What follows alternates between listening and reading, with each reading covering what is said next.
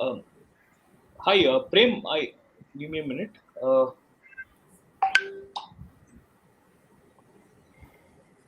We can start, Prem.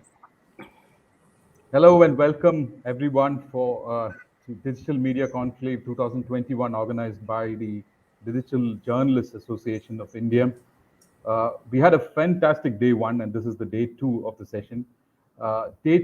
Day one was inaugurated by our founder, Prime Point K. Srinivasan, the founder of Digital Journalists Association of India, along with Dr. Santosh Babu. It was a fantastic session that we had. Just to give you a brief idea as to what this conclave, how this conclave was conceived and how we went about sort of bringing in the kind of people that you're watching on these 3 days when the conclave is on.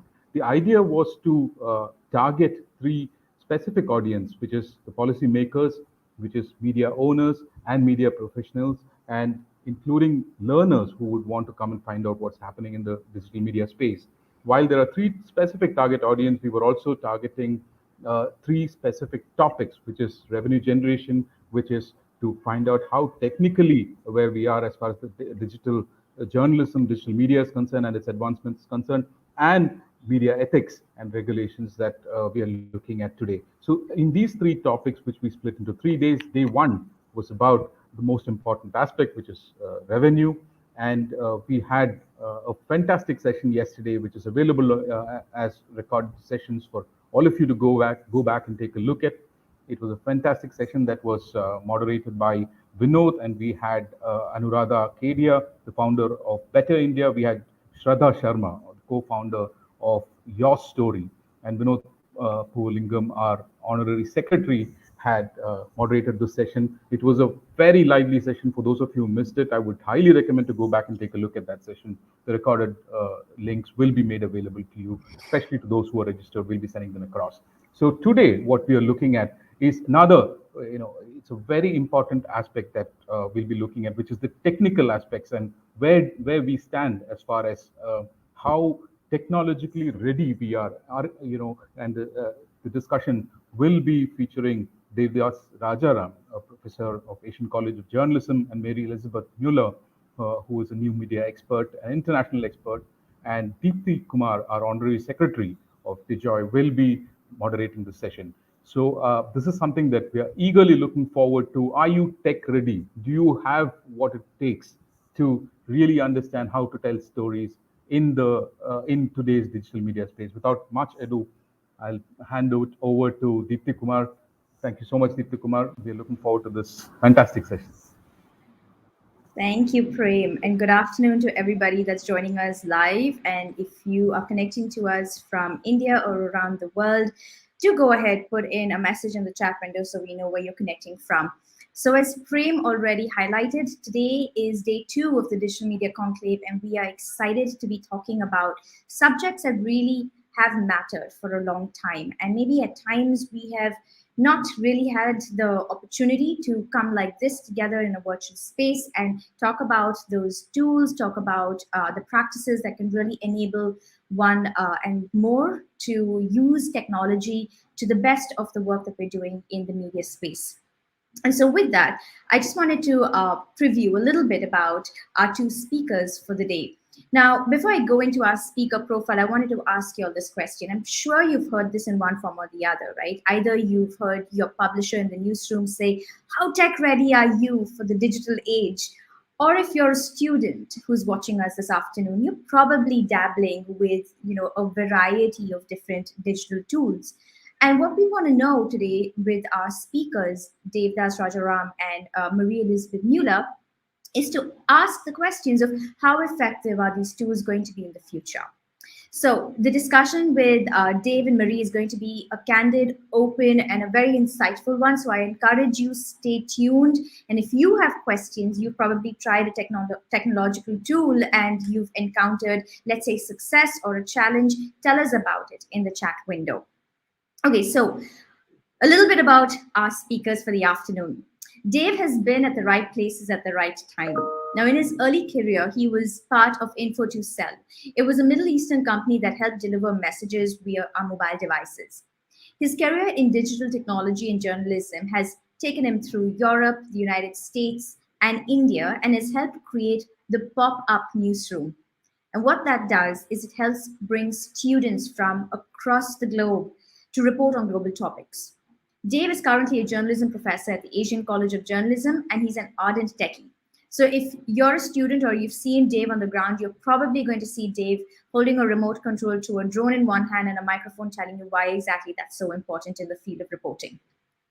Marie has many avatars. She's co-authored a book with Dave titled Social Storytelling that dives into how technology and reporting can be an evolving relationship for the greater good. The book shares information to become tech-savvy platform strategists. Marie also writes about her various experiences of using and adopting digital technology into her work and life. And if you follow her on social media, you're always going to be pleasantly surprised with the many different types of tools that she's experimenting and reporting on. So I'd like to start our conversation off this afternoon with exploring where we currently are, presently, what our technology looks like.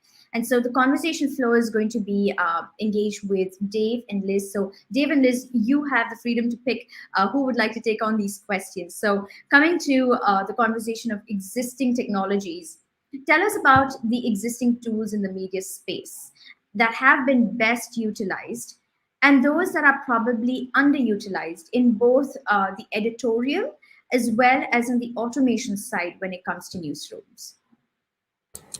Liz, would you like to go first?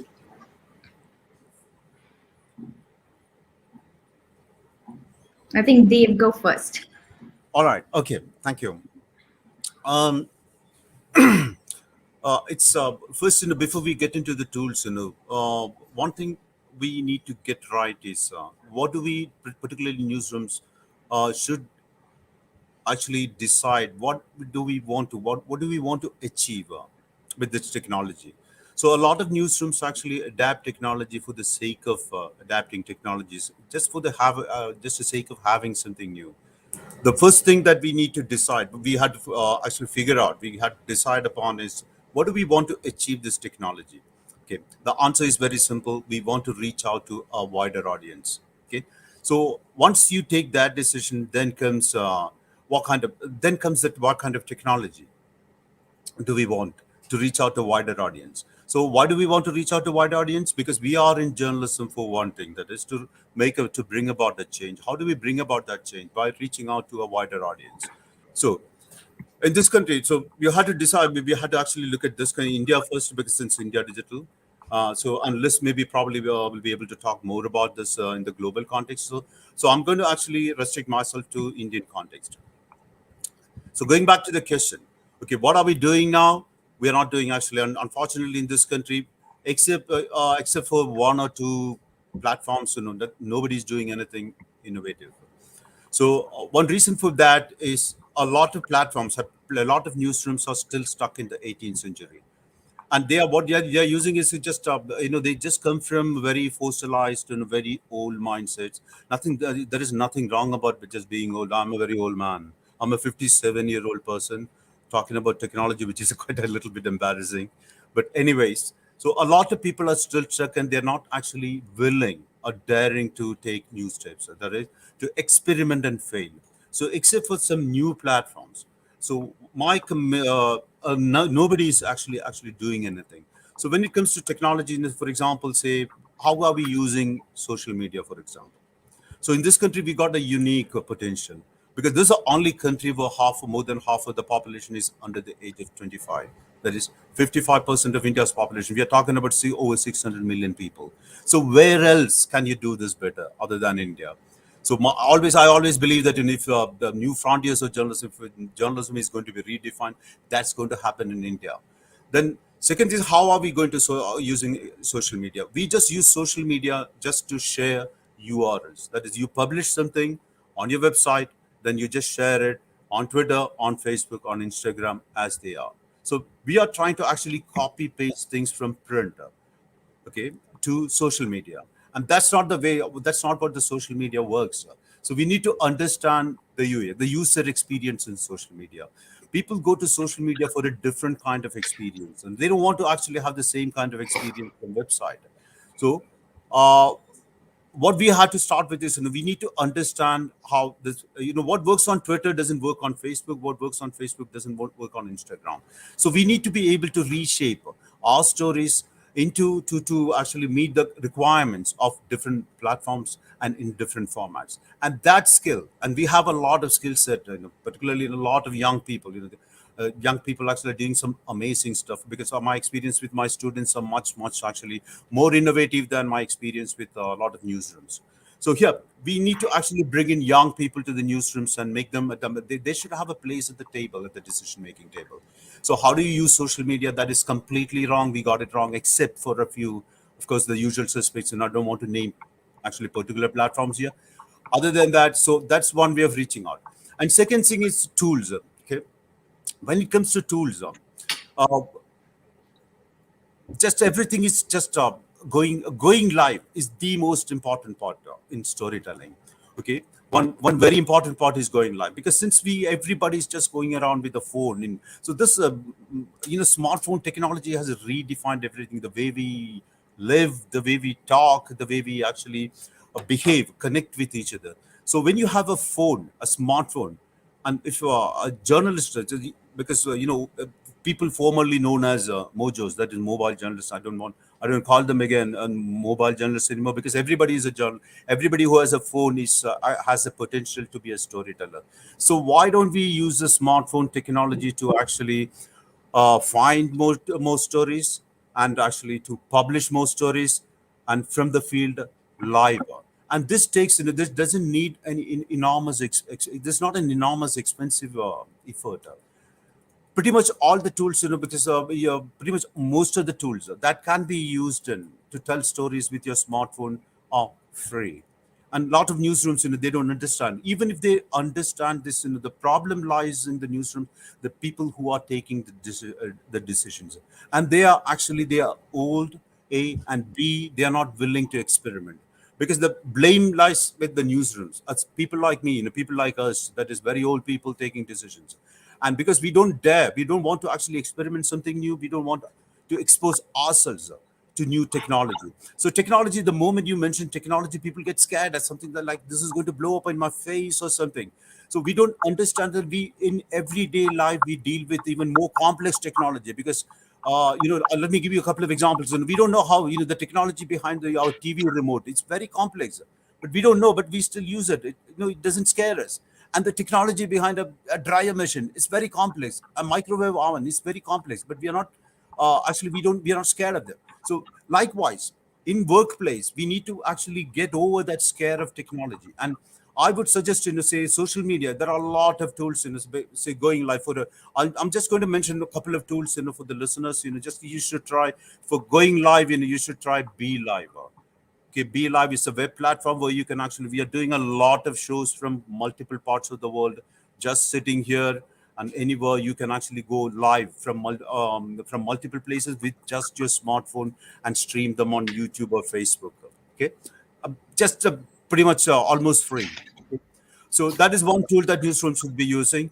Then newsroom should also be using in social media like Twitter. Twitter Live is another excellent thing. Twitter Live for the for anybody can go live for a short duration with Twitter Live.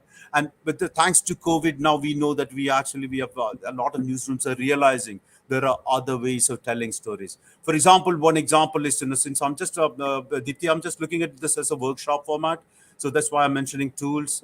Um, so I don't want to actually wrap up this session by just mere talking.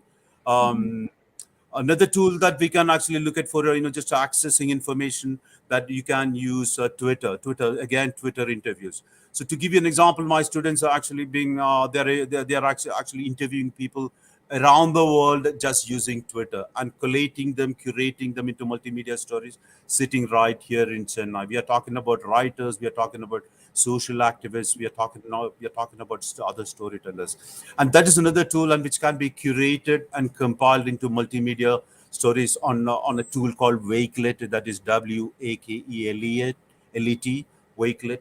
So these are social medias for sourcing information. So Twitter Live is an amazing tool, and Wakelet is another tool for curating Twitter interviews, and Be Live is another platform where you can actually go live from multiple locations and you can just to create with a lower third. Pretty much it's everything that you can do with a Nobi van, and you don't need an expensive studio set for that.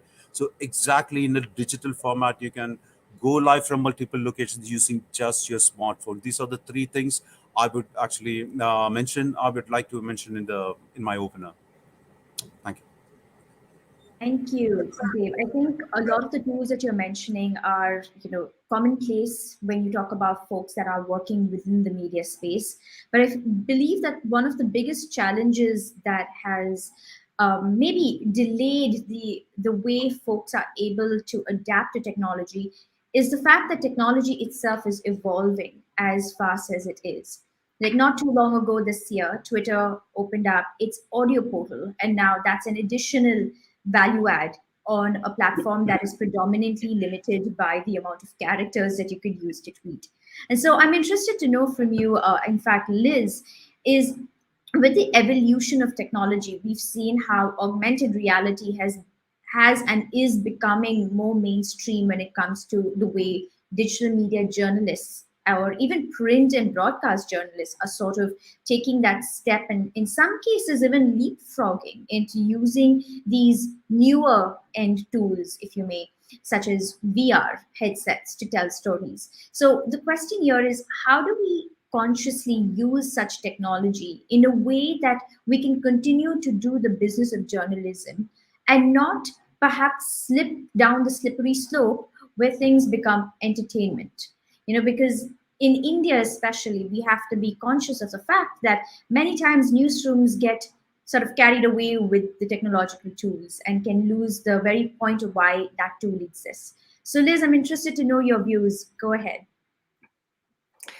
Yeah, thank you so much for inviting me and for this kind introduction. I am joining you from Germany, and for me it's morning, so good morning to everyone. I have close ties to India, to educators, to students. I traveled India, I work with newsrooms, and so I'm very aware of the situation in Europe, also in India and other world regions. I would like to complement something what Devadas already talked about. I would add first, it's not about us, that we in newsrooms, we are not longer the pace giver, the gatekeepers. It's about the users have changed, the habits have changed, and Devadas has pointed it out. And so that must be our initiative to follow the users. We are not in the lead here. We follow the changed grammar, the changed habits to consume and communicate news.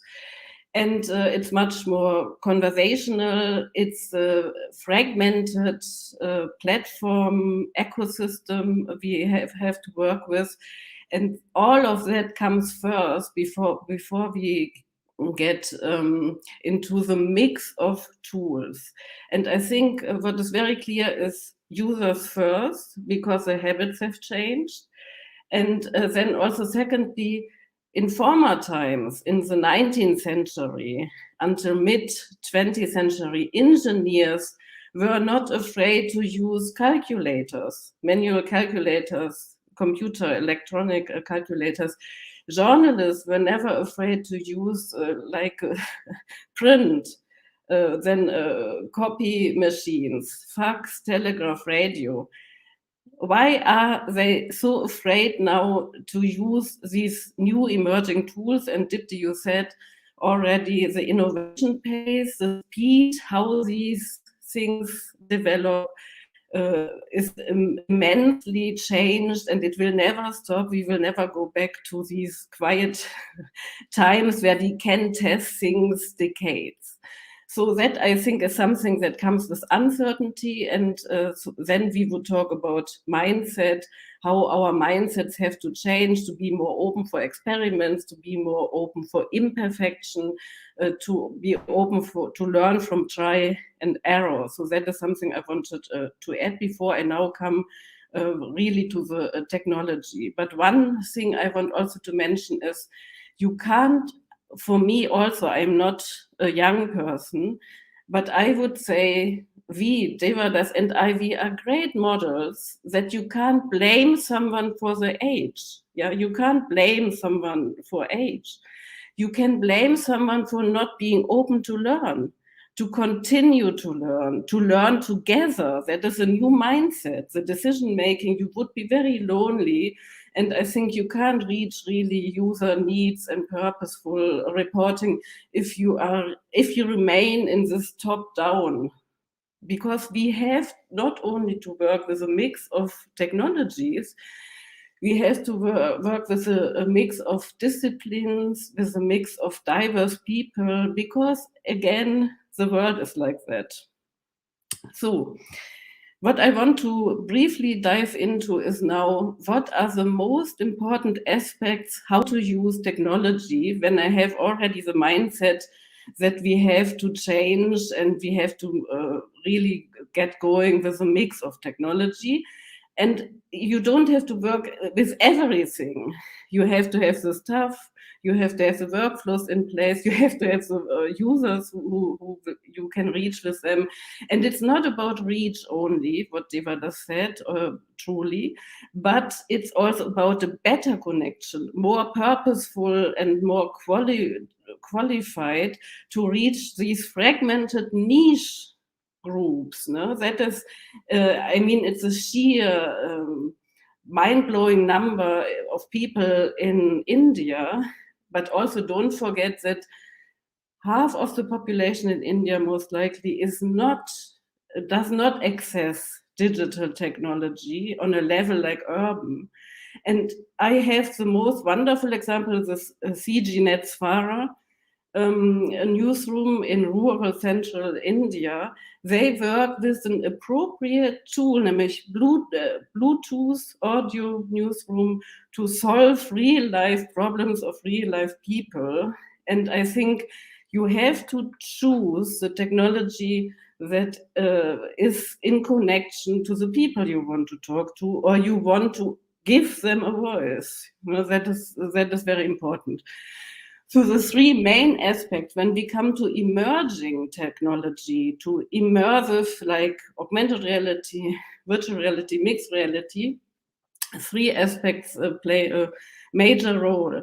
The first is use technology to improve the quality of news. And the quality of news is improved if we think of the environment I described already, if the user experience is improved, if the user can reach and consume the information at different times of a day, on different platforms, in different lengths, on your own choice, on your own convenience, on the go. Most often users are using only smartphone.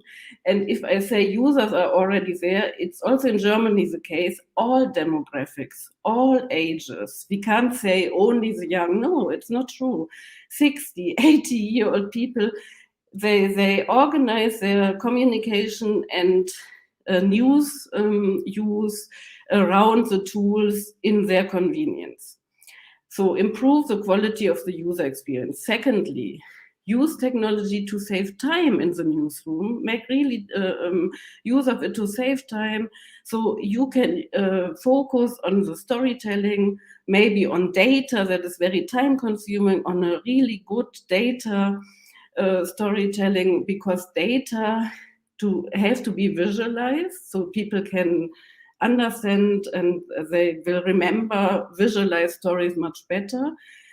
But data at the same time, they have credibility, they have a concrete connection to everyone in a place. If you, for example, say the situation, how does oil prices impact food prices or something? And then you can really analyze the data, look for patterns, visualize them, and that is technology that is time consuming, but it can only be done with machine learning, because machine learning and artificial intelligence can scrape and work through data in much more data than people can do. So that is important, save time. so that you can really design the story, focus on the story, and also you can work on a multi-platform strategy, because that is really very necessary. It's necessary for many reasons. I just mentioned that you have to think from the beginning, and that is also part of our book, to have a strategy to make the most out of your expensive, valuable content.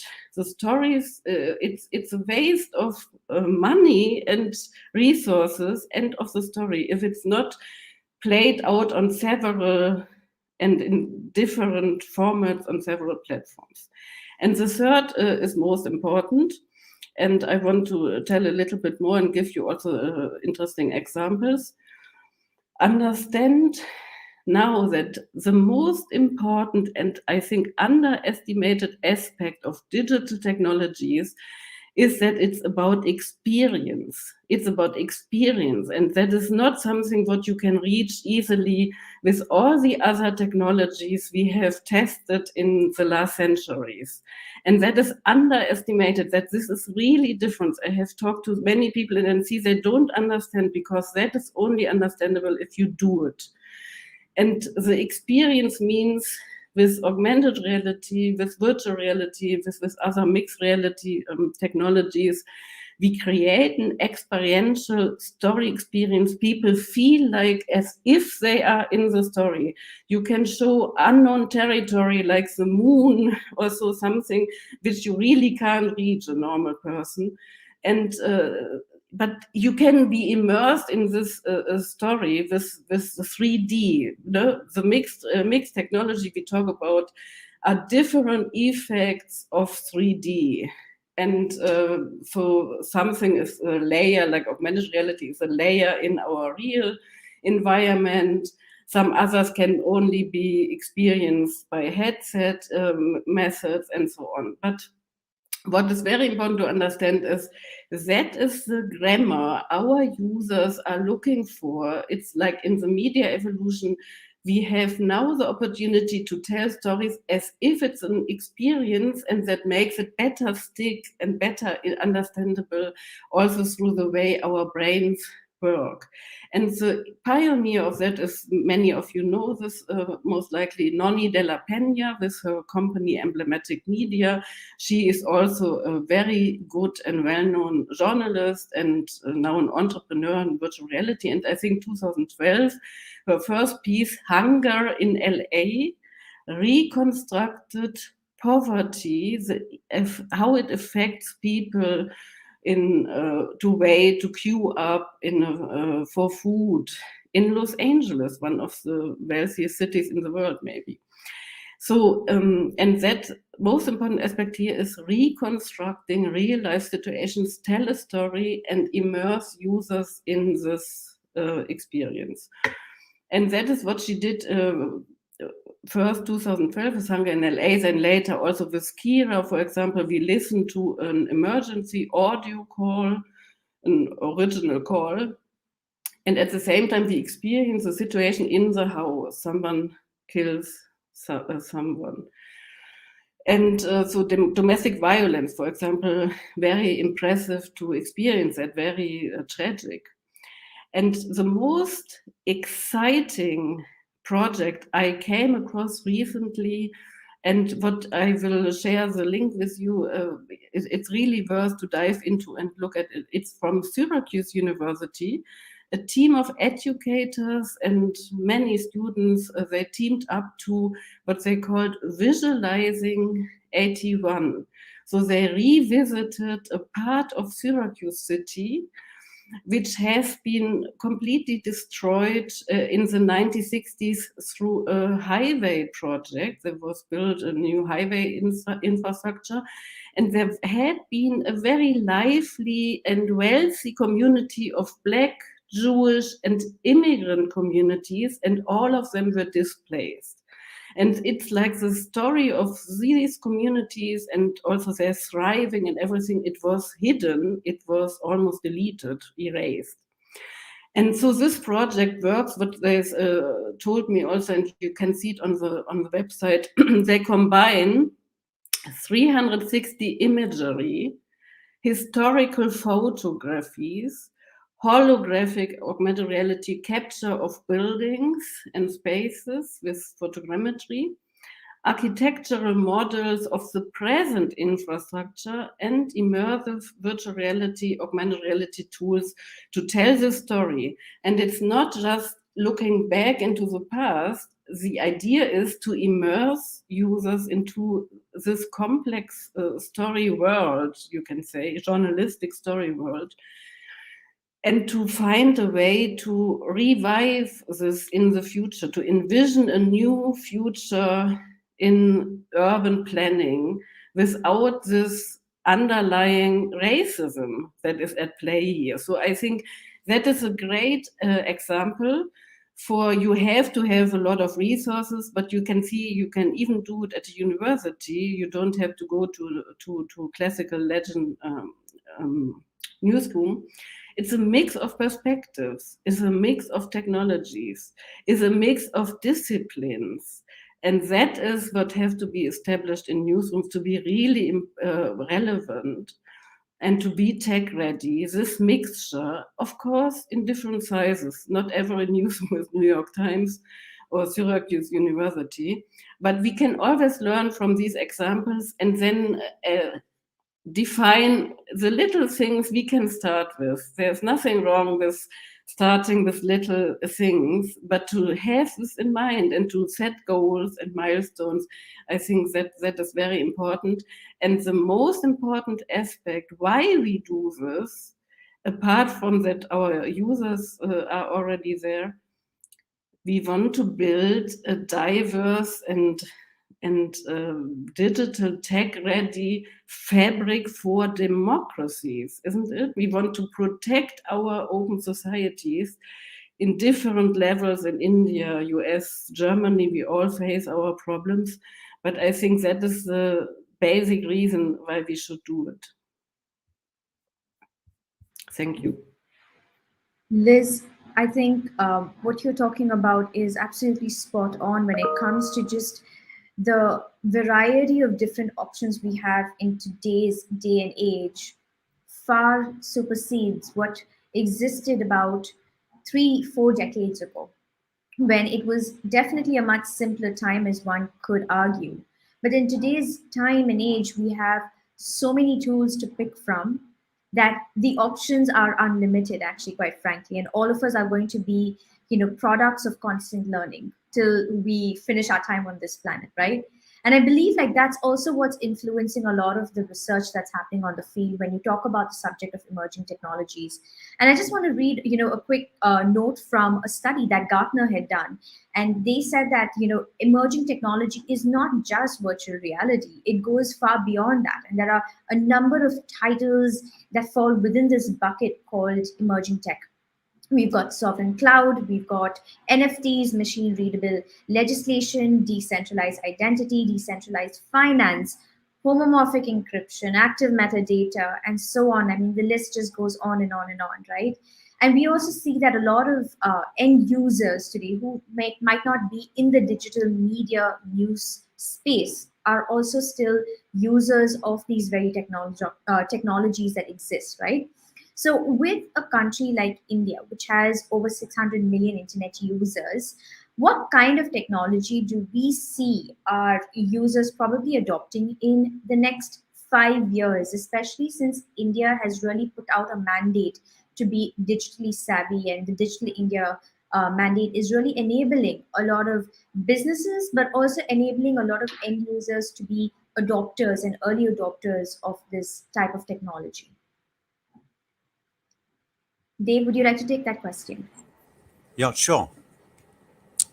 I would see that particularly in India, we have the largest user base of Facebook in the country, in the world, rather. I think 360 million and growing. So what I would see is, their recent, the launching of Metaverse. I'm not talking about the changing of names.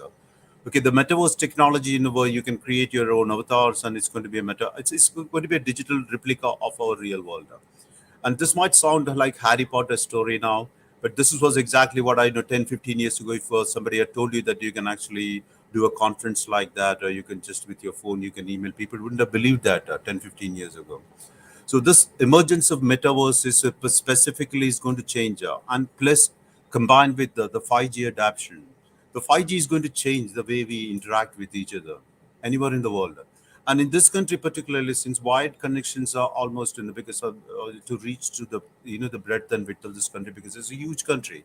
What we had done in say India, we were forced to actually bypass the computer revolution. We jumped straight into the mobile thing. That's the reason we in this country, in India, we have more mobile phones, smartphones than human beings. There's 1.6 billion phones we have in this country, whereas we have only 1.4 billion people. So now what I can see, the technology is going to be the metaverse technology. That is going to be that's going to play a big part in India. For two reasons. I already mentioned that we have the largest number of Facebook users. So whether Facebook is a good thing or a bad thing, your quarrels with Mark Zuckerberg, I'm not getting into that. That's a completely different topic for a different conversation. Because you and I can't turn back the clock. There are 360 million people already on Facebook. We can't change that. Okay. So what can we do how can we actually improve our lives with this technology? It's all about, like Liz rightly pointed out, we should be thinking about us alone. Like old generation, my generation of journalists, the biggest that I used to tell my students, the cardinal sin is done by cardinal sin in journalism is committed by my generation, that is ignoring the users. We never cared a damn for our audience. Okay, we should have, and I keep telling my argument, we should have built the Facebook, we should have been the Twitter, rather than just spending 24 hours a day just blaming Mark Zuckerberg. Every you wake up with a headache, bad headache, you blame Mark Zuckerberg for that. So that's not going to work. So one technology I can see happening is adaptation of AR technology and metaverse technology. That is going to make a big plan, because it's not about storytellers, and because it's an emerging area. And I'm always keep wondering how can we actually engage with more people and make the user experience more engaging with metaverse technology. So this could change, and this is not a new technology actually. This has always been there. The primary reason why we are young, and games are a huge part of young people's life. So this is all started from gamification. That is 15 years old, there was a technology called Second Life. I don't know how many of you are familiar with that. And that's 15 years old. Can you believe it? And exactly the same thing is metaverse. You can travel to Cairo, you can travel to France with an avatar of yours and your friend. You can actually hang out in Cairo. And that is 15 years ago, there was this technology. I remember using this 10, 15 years ago, Second Life. And that is now being repackaged. So this is going to be a huge adaptation of it in terms of, not only in terms of storytelling, for business, education, and, the banking is going to change, the NFT, non-fungible tokens, and you name it, pretty much everything is going to be part of this. And now we listening to me, it might sound like, oh, this is something going to happen in after 200 years. It's no. Look at the adaptation rate, from radio to television to internet to smartphones. It's just shrinking, shrinking, shrinking. The adaptation, the time duration of adaptation. So it took 25 years for radio to go mass media. TV took lesser time, and internet took even lesser time. And look at mobile phones; it took even lesser time. Okay, so this is going to change, and social media is going to play a big part in this. Is like for your well, as we speak, like Dipti or actually this being live tweeted and live blogged by my students. This thing, and including the audio tweets and you were mentioning, everything is just being so just sitting with just technology is pretty much free of cost. So I can see a combination of social media and metaverse, which is of course part of the social media, that is going to play a huge part in everything we do, combined with 5G, because 5G is not as it's as simple as we think. It will just revolutionize everything we do. E-commerce is not only e-commerce. Look at so this is started as you don't have to be anywhere. You don't have to be in an office. The way we work. So half of the people are still working from homes, and nothing has actually this improved our productivity. Working from home is some in some jobs it could improve your productivity, and these are new lessons for us. So it's all about adaptation, it's all about the mindset.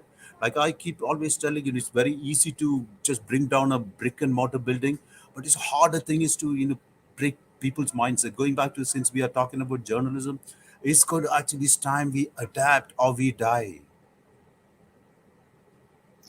I think one of the factors to consider here when we're talking about emerging technology in the next 5 years is a point that I made earlier on, is how do we use technology effectively and not fall into the bracket of entertainment?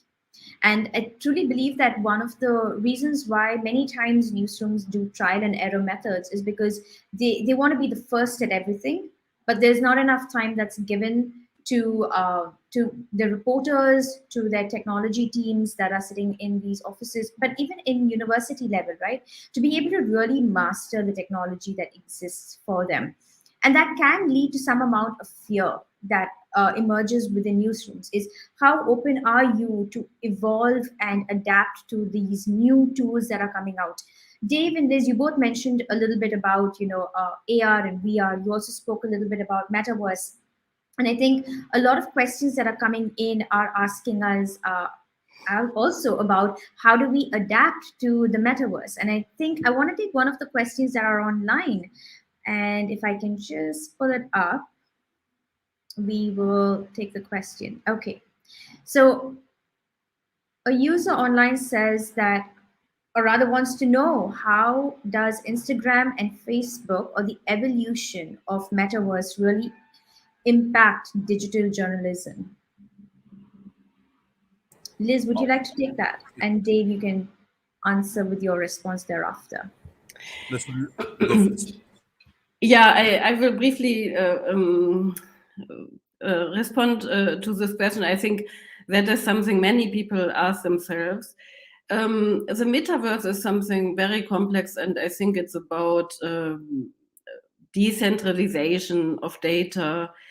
It's about working more in cloud-based systems from all over. And it's a change of the copyright with the NFT and blockchain, and so many things belong to the metaverse. It's actually a new decentralized ecosystem we go to. And of course, Instagram and Facebook play a divisive role because of the user numbers. No? It's billions of people you reach with these platforms, on these platforms. And they have a focus on these technologies and social virtual reality and so.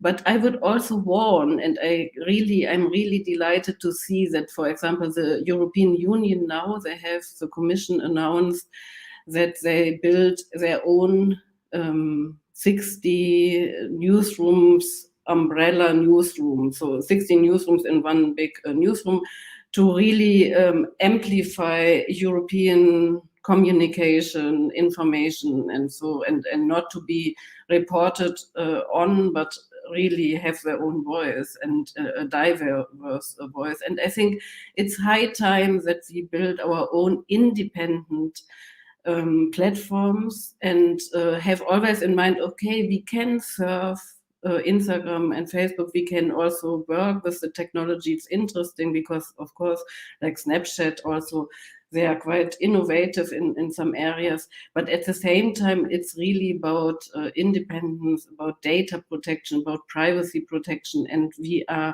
lost in this. Our governments were too slow to catch up with, in my view, and to catch up with the technology companies, and it's high time that we change that. And I wouldn't just focus on these commercial platforms, to be honest, if I'm a media house or a newsroom. One little thing I want to add before maybe Dev can also respond to that.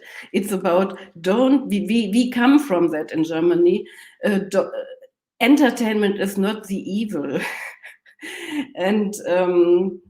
And I think in Germany, for example, people are sometimes irritated about storytelling and journalism. Storytelling, they think it's a fictional thing, it's for entertainment. How can you? But I think in Anglo-Saxon, in India, in large parts of the world, it's very common to say storytelling and journalism is one. And I also think that is one. And there is an interesting, we also have it in our book, because it's interesting, it's a mix again. I talk about these mixes all the time. A mix of user needs has been identified by the BBC. And it's users have one key need maybe we can address at a certain time point or whatever. But the other needs play also a role. It's inform me, it's educate me, it's entertain me, it's update me, it's keep me on trend about social media trends and distract me. So if a user comes to your content, one of these things play a role, and there is nothing wrong to bring across valuable information in entertaining format. I just want to mention that. But if Yeah, quick addition. Just starting with Instagram, I would just point out, and I'd like to point out one great example of how Instagram is being used is New York Times. So how they're using the integrated AR technology, particularly augmented reality to Instagram, it's great. It's amazing.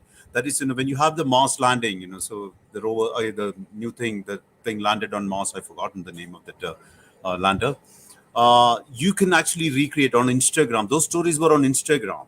That is, you can actually experience interactively and experience that thing landing on planet Mars in your space. And you can record it and you can interact with it. You can just with your fingers, you can interact with it. So if you're in bed, imagine, and a couple of years ago, 50th anniversary of the moon landing, and Washington Post, Instagram recreate the story actually in a podcast as well as in Instagram, that you imagine you're getting to be able to see Neil Armstrong landing on your bed and using the same original NASA audio tracks. And that is a completely immersive experience. So experience and Facebook, of course, and I already mentioned my students are already into this and just going from multiple locations using Facebook streaming, live streaming. And that's actually catching up from anywhere in the world with just a Wi-Fi or data, and its data connections are getting better and better. And how this is going to impact metaverse? The last part of the question is how metaverse is going to change. We just don't know that because it's going to be the way I look at it is pretty exciting, because the more immersive the experience is, the more impactful we are as storytellers. At the end of the day, we are here to make a change.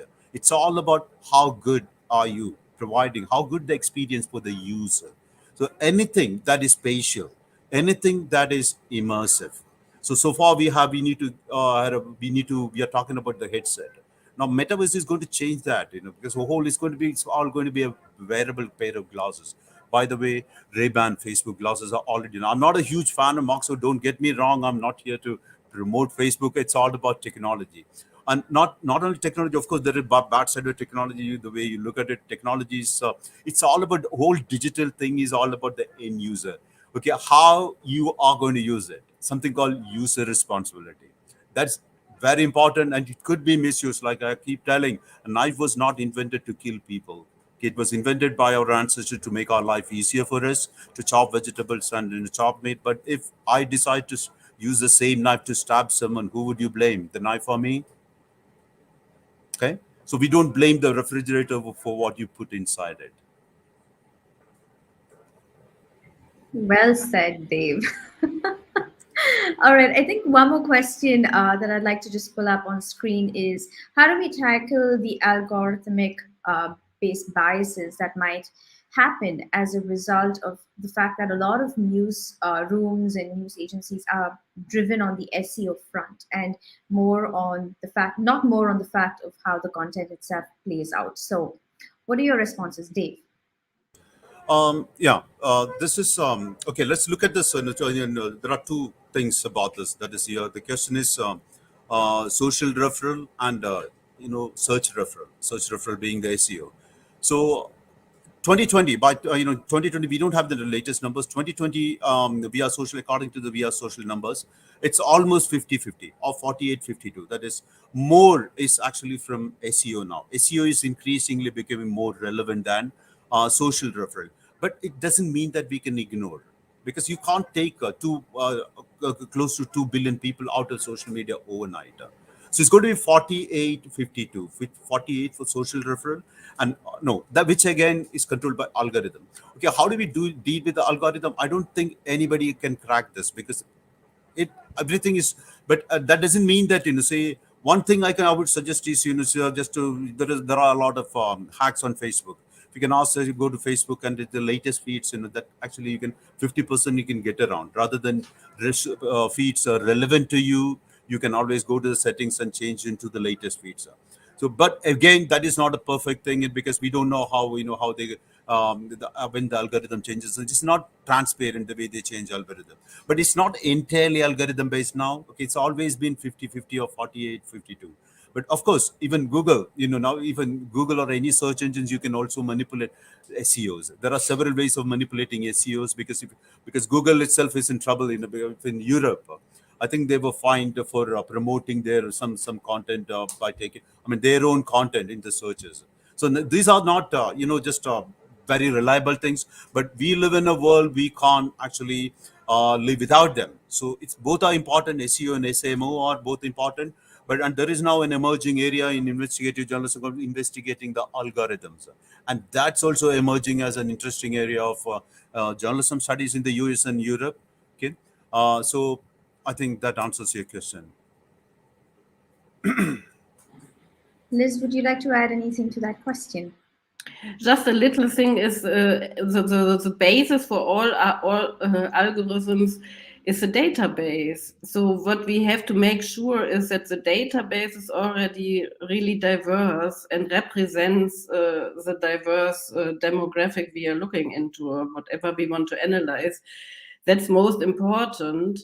And but as Dave said, I think we are aware there are associations who really focus on making algorithms less biased, and that's a very important point and very good question. So I think that actually leads me into my next portion of conversation, which is as technology is evolving, and there's the part where we are learning to adopt the technology, we're learning to master it. There's also the part of regulations and policy making. And we see that policy making and regulatory principles and methods are sort of put into place ad hoc. It's not really thought beforehand. And what happens is a lot of adopters of the technology are met with these policy changes a little later into the system.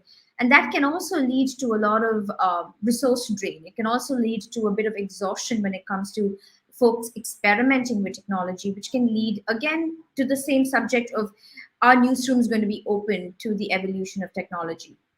When you talk about policy and you talk about this future that exists in the next 5 to 10 years, where we might even be doing journalism with projection mapping, we may be doing things that are so innovative and out there that perhaps we should look at a couple of Hollywood movies and current television shows to see where exactly it's going to take us.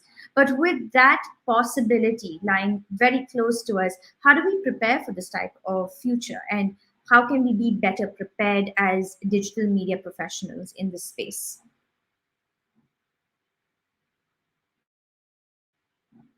Liz, would you like to go? Yeah, that's a very good, but also very complicated question. And I think I would like to highlight the funding is very important. And I also, at my heart, I'm also very passionate about not to forget access to digital and to everything what we talk about, metaverse. And so it's smart homes and smart cars and smart things and Internet of Things and 5G and all of that.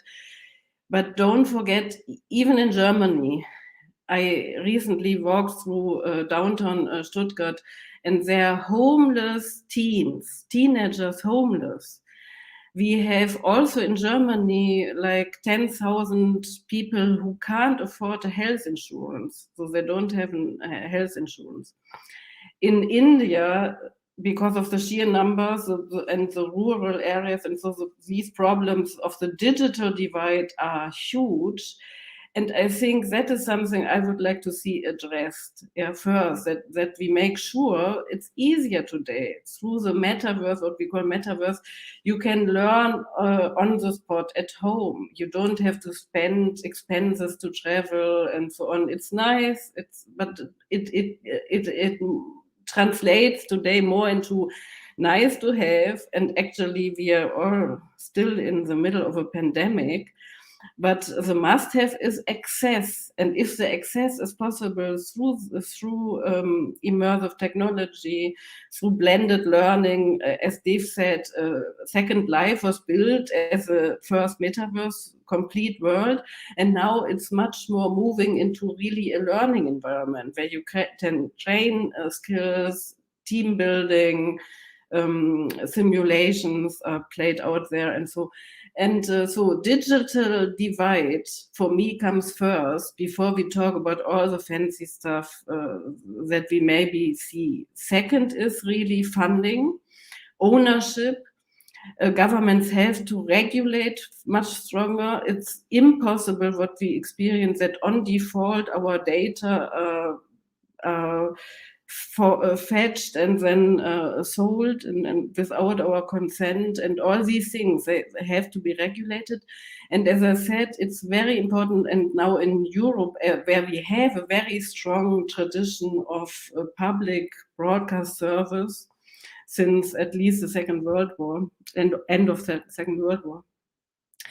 You can see now the politicians in the European Union, also in Germany, the new incoming government already announced that they plan to foster independent newsrooms, non-profit newsrooms, and so. And I think that's very, very important to have that in mind.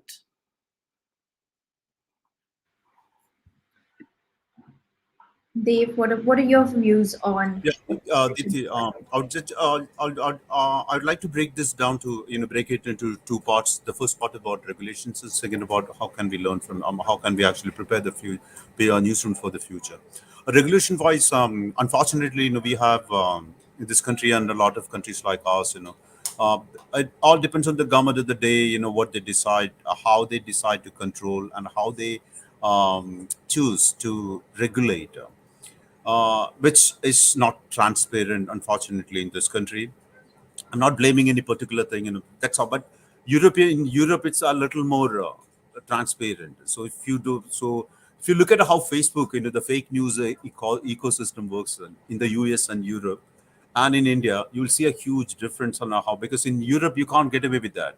So one fake story, before German elections, I remember Angela Merkel, they came down very solidly on them and say one fake story, if it remains on Facebook, it's 50,000 euros is a fine. One story. So Facebook knows how to act. So again, what if the same rules are actually imposed on normal interactions between communities? So this is about fake stories. So that control, we have no control over it, and there is the need of the hour is actually to make it access to internet, and access to internet, access to that should be part of a basic right of expression and freedom of expression. So access to internet should be a basic right. I think one of some states, I think Kerala has that access to internet or is a fundamental right. It should be a fundamental right. So that would that's about regulation. So which we have, and how do you prepare the newsrooms for the future? Simple solution is a simple answer is we need to actually instill it has to start from the leaders, unfortunately. Okay, leaders, this from top down. Unlike any other changes, particularly legacy media organization, it has to start from, because there are a lot of talented people, young people in the newsrooms, and we have to give them room to actually to experiment, and that's not being done. For example, because I've trained a lot of newsrooms here in this country, and the moment you walk into someone, you hit the wall. Yeah, I've seen this all. I've been here for 20-25 years. So who are you to teach me? And who are these people to teach me how to do new things? World has changed. I'm sorry, the world has changed, and the way people communicate, the way people engage with content, that's also changed. So the change has to, because in India, change doesn't come from newsroom. Change comes to newsrooms, and that has to come from outside. And these young people, because they are going to be the catalyst of change. And people like me, we are not the future of journalism. These are the young people who just enter the newsroom. They are the future of journalism, and they should be given enough time to actually room to be part of that change and to take initiatives and to experiment things. That's my short answer to this. Yeah, I'm going to go to an audience question, and the question here is: can technology and artificial intelligence really take away editorial freedom? Dave, since we have you Yeah, on, yes, go yes. ahead. Because I teach AI. This I normally get this. Is technology is the answer is? Let me rephrase this question. First part of this question is technology going to replace journalists? No. But what I would tell you something that what's going to happen is journalists with technology, they are going to replace journalists without technology. That's going to happen. Machines, when the moment you mention AI, what comes to your mind is a Terminator like a cyborg walking into your newsroom and kicking you out of your plague. You just bugger off. I'm going to just start. I'm going to start doing your work. That's not AI. AI is as good as how we program it. It's humans. We control AI. Okay, and how we program it. Of course, it can be programmed to do bad things. But if you look at its editorial freedom, no way it's not going to. Because at the end of the day, if you look at look at the best examples of the usage of implementation AI is Associated Press. They've been doing this for the last 7 years, and if you look at their studies, then after 5 years, you look at the learning from 5 years of using AI is that AI, artificial intelligence, has been able to save 30% of the journalist's quality time because then it doesn't take a human to rewrite a press release. And if you walk into a newsroom as a young journalist, 90% of her time is spent on rewriting stuff. It doesn't take a human. That's a complete waste of time. So with structured data, you can actually, machines are better at doing that than humans. And is that going to replace us? No. We can invest that 30% of time to do more insightful, to do more important stories. So it's actually saving time, like how a washing machine saves her time than manual washing. Okay, and nothing is got nothing to do with editorial freedom because at the end of the day, humans, we control. It's AI. So any programming is as good as what we intend to do with that. Like any digital tool. Absolutely agree with you, Dave. I feel like when you talk about AI, a lot of people do tend to have the misconception that it is possibly a cyborg waiting to take away all our jobs and possibly even replacing us. But really, that's not what it is. AI is just as good as our brains are. And so we need to really understand that deep learning and machine learning is really going to be a reflection of what we are willing to learn and what we are willing to put out. And I think that also helps us set the tone for how technology and adaptation to it needs to happen. It's not about a race, but it's about how well you learn the process. And that does not necessarily always have to happen at the university level. And if you are at a university level where you're a student learning it, then that's great because you're learning it from the fundamentally basic level. But if you're already on the field, you have been in the industry 3 to 4 decades, and now your newsroom is in the age of transition, you don't have to shy away from the transition but instead adopt to it, because learning is only limited by our willingness. And Marie, you said this at the top of the conversation too, is our mindsets have to change. And really that is exactly what we have to remind ourselves each day with technology, is when we ask this question, how ready are you for the digital age of journalism? A lot of our viewers are telling us that their option is that they're still learning. And I think that's a reflection of a large part of our population as well, is that we're all learning to adapt to technology. And we're coming up into the hour for our conversation. And I had one question for you all before I take some audience questions, is could you both perhaps share an example of good and bad storytelling using digital tools? Something to ponder and answer. No, Liz, could you just? I think in the beginning, the Syracuse example, that is a brilliant example, I think, because also because of the usage of mixed technology. In India, I came across like a few years ago when in Kerala, the flood situation, devastating floods in August. And News 18, for example, they came up with the format Good News, so they spread hope, and then they also worked together with the emergency teams. They came up with a format mirroring fake news on WhatsApp, for example, and fact-checking and presenting the good news. I like in India the newsroom caravan a lot, with really deeply investigative stories. Maybe they could go more into a multi-platform strategy for their stories. Factor Daily has worked with great new tools for mobile. We will experience, most of users worldwide will experience the metaverse and augmented reality first in the mobile web. So Factor Daily in Bangalore, they work with that. And as I mentioned already, CGNet Swara is a wonderful example for solution-oriented, real-life journalism with a very low threshold technology, audio, Bluetooth, and so on.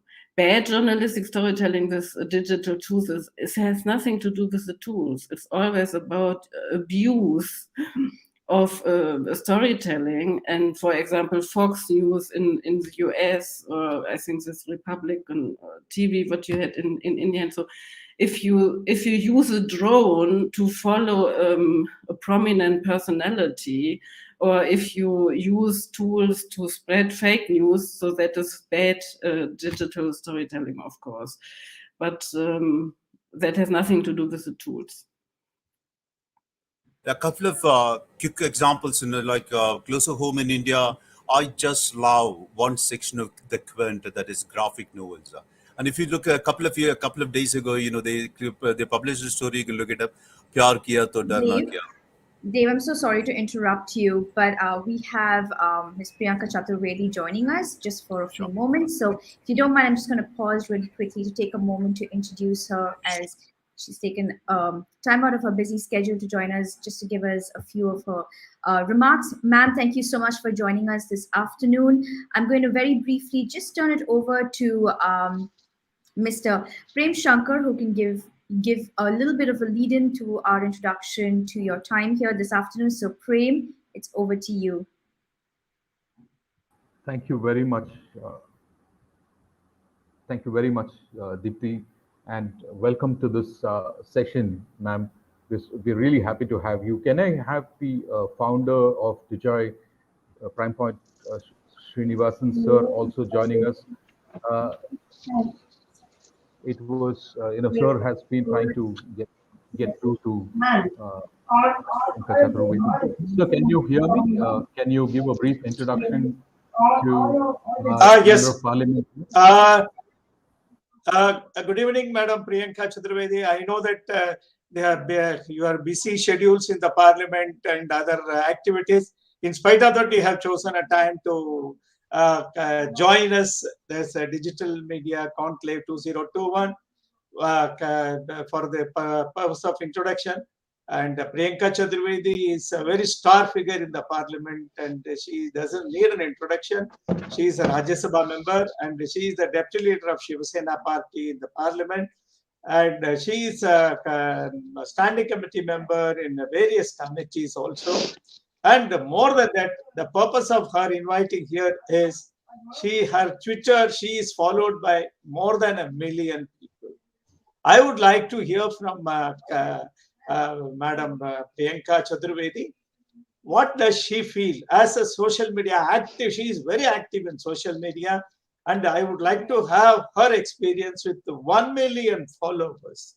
Word to Madam Priyanka.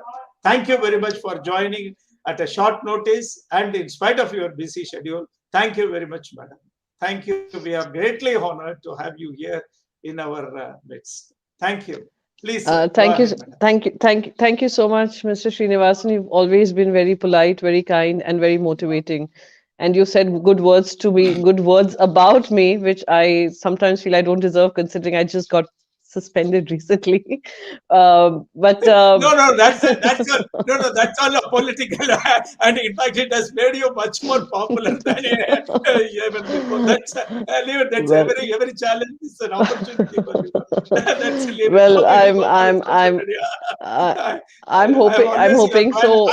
I continue to be your fan. I continue to be your fan. Okay. Thank you so much, and I continue to hope that so will the others, despite the suspension and in spite of it. But having said that, I think yes, I am pretty active on social media and digital platforms, and I do track them with a lot of interest, considering there are lots of issues that concern whether it is about privacy, whether it's about trolling, whether it is about safety, whether it is about handling your profile on social media. I was an early adopter of media platforms such as Twitter, Facebook, as well as Instagram. And all I can say is that sometimes the algorithms are skewed as far as women are concerned. There is definitely a gender inequity in terms of women being out there on these platforms and being able to get a fair chance to put their point of view across. There's a lot of trolling that happens, and while I do have these 1 million followers, there is also intense amount of trolling that happens, intense amount of threats and hate that comes my way. However, the point of being on such platforms is to harden yourself and ignore such kind of content that takes away from what you want to push out there. Always remember that when you are on these platforms, why are you on these platforms? Either you're there to engage, to get more ideas, engage with fellow people, like-minded people, get ideas in terms of what is happening in a space that interests you. So when I started out, I was not in politics. I was a blogger. I used to read books. I still am very passionate about reading books. So I started out with that, where I found like-minded people. We created a book club. I had a book review blog, which was amongst the top 10 book review blogs in India. And moving on from there, there were reviews that you used to do on Twitter. And that also gave me a space to be able to speak up on some ideas that I believe in and thoughts that I believe in. And from there, one thing moved to another. And I would definitely say that social media played a very impactful role in my political space and building my political narrative as well. Of course, there are highs and lows, but I will only concentrate on the positives and how you can work on the positives. So be very clear about what you want to communicate. Be also understanding of the fact that people's concentration on such platforms is quite minimal, in the sense they just scroll through what is happening. So keep your tweets sharp. I'll stick to Twitter because it's one of the most instant messaging platform. Keep your message witty, keep it sharp, keep it you can use sarcasm, you can use humor, but keep the content very close to who you as a person are, because it's just an extension of who you are. There's no reason for you to try and portray something that you are not. So be honest. Do not be afraid of how people think and react to a particular thought process. Be well informed before you put something out there, because many times, of course, there have been certain times where I've also faced an embarrassment of having posted some news without cross-checking if that news was correct or not, and got intensely trolled. So be well informed about what you want to argue, from what position are you arguing. And once it's out there, do not pull back from speaking your mind. That's most important. And I say this more from the gender perspective for women, because even if you look at the percentage of women users in these spaces, is much lesser than how men use this space. So, and many times I have spoken to women across board who tell me that they do not put their political thoughts on social media, especially Twitter, because it gets them trolled intensely. So they talk about everything else, but they do not talk about their politics because they're afraid of the kind of trolling that happens. So do not hesitate to speak your mind. And most of these trolls are nameless, faceless people, and I call them cowards because they don't have a face to show. Most of them are bots at times who have been paid to troll somebody for a period of 72 hours, 24 hours, 48 hours, depending on the the content that has been put out there, which they disagree with. So speak your mind and do not be afraid of them and do not be silenced by them. That's the biggest victory you give them. The last but not the least, there have been times when some people have crossed all boundaries of decency and engagement. Along with their trolling, they get abusive, they use threats. The cyber police and our cyber crime cells in all states are very proactively engaged in that. We should reach out to them to help in such cases, and they also end up ensuring that justice is done and there is no uh, there's nothing that goes unheard. Of course there are times when you don't get heard because there's a case of a platform which was created to auction women of a particular community because they were outspoken, because they had mind of their own, they were speaking against the government at times, and no action has taken. But I'm following that up, and you will always find somebody out there supporting you, as long as you do not get intimidated or silenced because you think speaking up leads to such kind of uh, unhappy space for you. So ignore such people, I would always say. But content should always be contemporary, well thought out and put out there with an idea to engage, not to confront. This is whatever my understanding of social media has been. At least Twitter has been. Now, as far as digital platforms are concerned, I consume a lot of news coming from digital platforms, but I also understand which are the news sites which sometimes put out news which are unchecked, not well researched. I only go at well established news sites. Whatever comes on my WhatsApp does not necessarily become the truth, and I always question that perspective also that has come across. Read all sides. I do not let your ideas be your own, but it's always important to read every side possible to have better arguments for your own ideas and to strengthen your own thought processes on the ideas you espouse.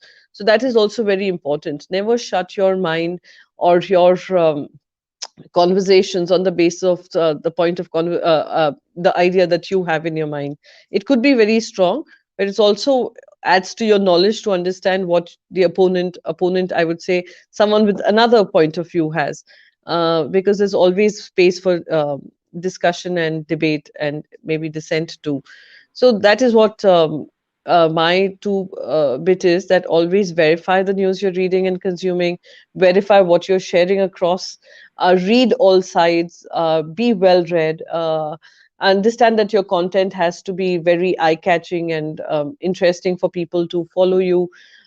In terms of Instagram, I keep it very personal. I put my family photos out there because I always believe that there's a huge curiosity about how people who are on the other side of the fence, maybe people who are from film industry, people who are from the sports industry, people who are in the political spaces, people who are influential, influencers, there's always an intense curiosity to know how they live their lives. And I find no harm in sharing how I lead my life. I'm open about the idea of being a mother to two children, sometimes who go out of hand, sometimes who I find difficult, sometimes when they tell me things. So I share that through my Facebook account, as well as my Instagram account, which is public. I share some moments of my family, some moments of my work, some moments of my friends, and I do that unhesitatingly. So this is how I have been using these platforms. This is how I've been on digital platforms. But always remember, you must understand what you're sharing out there. Is that something that if it comes back to you, you have absolutely no reason to deny that. Having said that, at any point in time, and I speak about this from experience because whoever has seen my history, my political history, there has been a change in my political party. So and I haven't gone and deleted things I have written earlier simply because I have said things in a certain point in time for a certain reason. In hindsight, everybody can pull out those tweets, but there was a context at that point in time, a reason at that time, and I stand by those. And I stand by everything I have put out there. So go from that perspective. Do not be undermined. Do not be underconfident. Be confident about what you're sharing, as long as it comes from a well-researched point of view and well-understood perspective. That is my 2 bits, and I'll be happy, Srinivasanji, if there's any question, because I could have not covered some part. If there's any question that your audience might have, I'd be happy to take them for the next 5-7 minutes, if time permits. Dipti, Dipti. Sure. All right, Dipti, sir. do you have any questions? Or Prem, do you have any questions? Or is it check up the YouTube? Anything is there? We actually do have a question. We do have a question, and the question is out of curiosity for you, ma'am. Since you are I would say, an excellent adopter of technology, and this afternoon's discussion has been about, how digitally ready are you for, the digital age of journalism, right? Having been a person who's used social media, and you've done that through trial and error, and you've amassed a massive following on Twitter as well. How, as a policymaker, can we look ahead into the future and see how policymakers can work with technology providers as well to better improve that space of the digital space of consumption? Because, like you mentioned, you're passionate about women's rights. There's been a lot of work that's been put into establishing a safer space for users on social media. That's still not a work that's complete. It's a work in progress, and there's a long way to go. So, in your opinion, what can we do that, from a policymaker level, from a technology level, and from an end user level, that could help make that space a lot more safer, but a lot more resilient to the kind of content that goes online? So I would say, I would begin with how stakeholders, how people who are interested in policy making spaces can collaborate with those who can make those policies happen, who can argue on their behalf, stakeholder consultations that can happen online. I started from that perspective. I was not into politics. I got to know lots of barriers broke because of Twitter, and we getting to engage one-on-one with people who we used to look up to. For example, when Omar Abdullaji was the chief minister, I was just about starting Twitter. I got a chance to engage with him, someone I used to look up to. So it broke down many barriers, and it also gave you a space to be able to directly engage with these stakeholders who can bring changes in this area. In terms of how we can make it more resilient, I would say a lot needs to go in our policy. We must understand the concept of privacy. Governments do tend to have this belief that they would want to know it all, but we need to, as citizens, push back on this belief that they need to know it all. So from that space, I always believe that it can only come from a point where governments do not reduce themselves to just being political entities, but are more visionary in their understanding of digital space, which is opening up and creating many, many avenues of conversations as well as innovations. So it has to come from that perspective. We cannot be safeguarding some set of people or some set of ideas while totally rejecting others. So it has to be very democratic space. And when we talk about democratic space, the quantum of pushback also, when we see violence, we see threats, we see trolling, it has to be above everyone's politics. So that is one thing which I feel is very important, and it has to come from a space of creating structures which are resilient. And you can only create structures which are resilient when you do it from a perspective of creating an ecosystem of growth, an ecosystem of encouraging spaces which the next generation, the youth of this country understands and the world understands. And as we get more globally connected and we open up, we need to have policies which are more inclined towards safeguarding privacy, safeguarding data, safeguarding what the end users want. So that is the second thing. The last thing is about the fake narratives. I think the biggest challenge that every country and every democracy is facing at this point in time is the fake news that is pushed across as news. Then there is also social media at times, platforms like Facebook, which totally go unchecked in terms of the algorithm that they push across, which try to continue to mold a person's mindset depending on the algorithm sets that they've understood through AI, and they push new stories which are confined to your thought processes, which have started to create silos, which has started to create spaces where there is no discussion, there is only confrontation. So holding those spaces also accountable, they cannot run away by saying that this all algorithm managed and it's an AI function, etc. They need to be accountable. For example, US is doing that, Singapore is doing that, Australia is now doing that. They are going to ensure that the trolls aren't invisible in this space. So we have to look at looking at how we control these fake stories, which undermine democracies and structures that have been created. So that can only happen when we have true stakeholder engagement, and we do it from a perspective of the nation above our politics, and the government being less of a government, but more of creating an environment which is enabling for all, whether it is activists, whether it's citizens, whether it is people who are policy makers, as well as those who are going to be creating these policies. So it has to be democratic in functioning. So this, I think, is the best way forward for any democracy to be able to safeguard its own principles, its own way of how governance should be.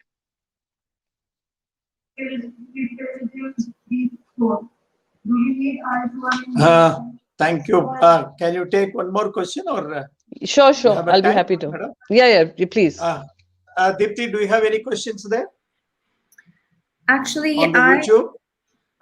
So actually, I have a quick follow-on question to our two panelists who have been with us this afternoon. We've had Dr. Marie Elisabeth Mueller joining us from Germany, and Devadas Rajaram, who is joining us from Chennai, talking a little bit more about the digital technology and the tools that are available on the market. And so we were just at the tail end of the conversation, ma'am. So I just want to wrap up the conversation in terms of saying, where do we see our futures going in the next 5 years? Quick responses, and we'll take the responses starting with Liz, and then Dave, and then we'll come over to you, ma'am.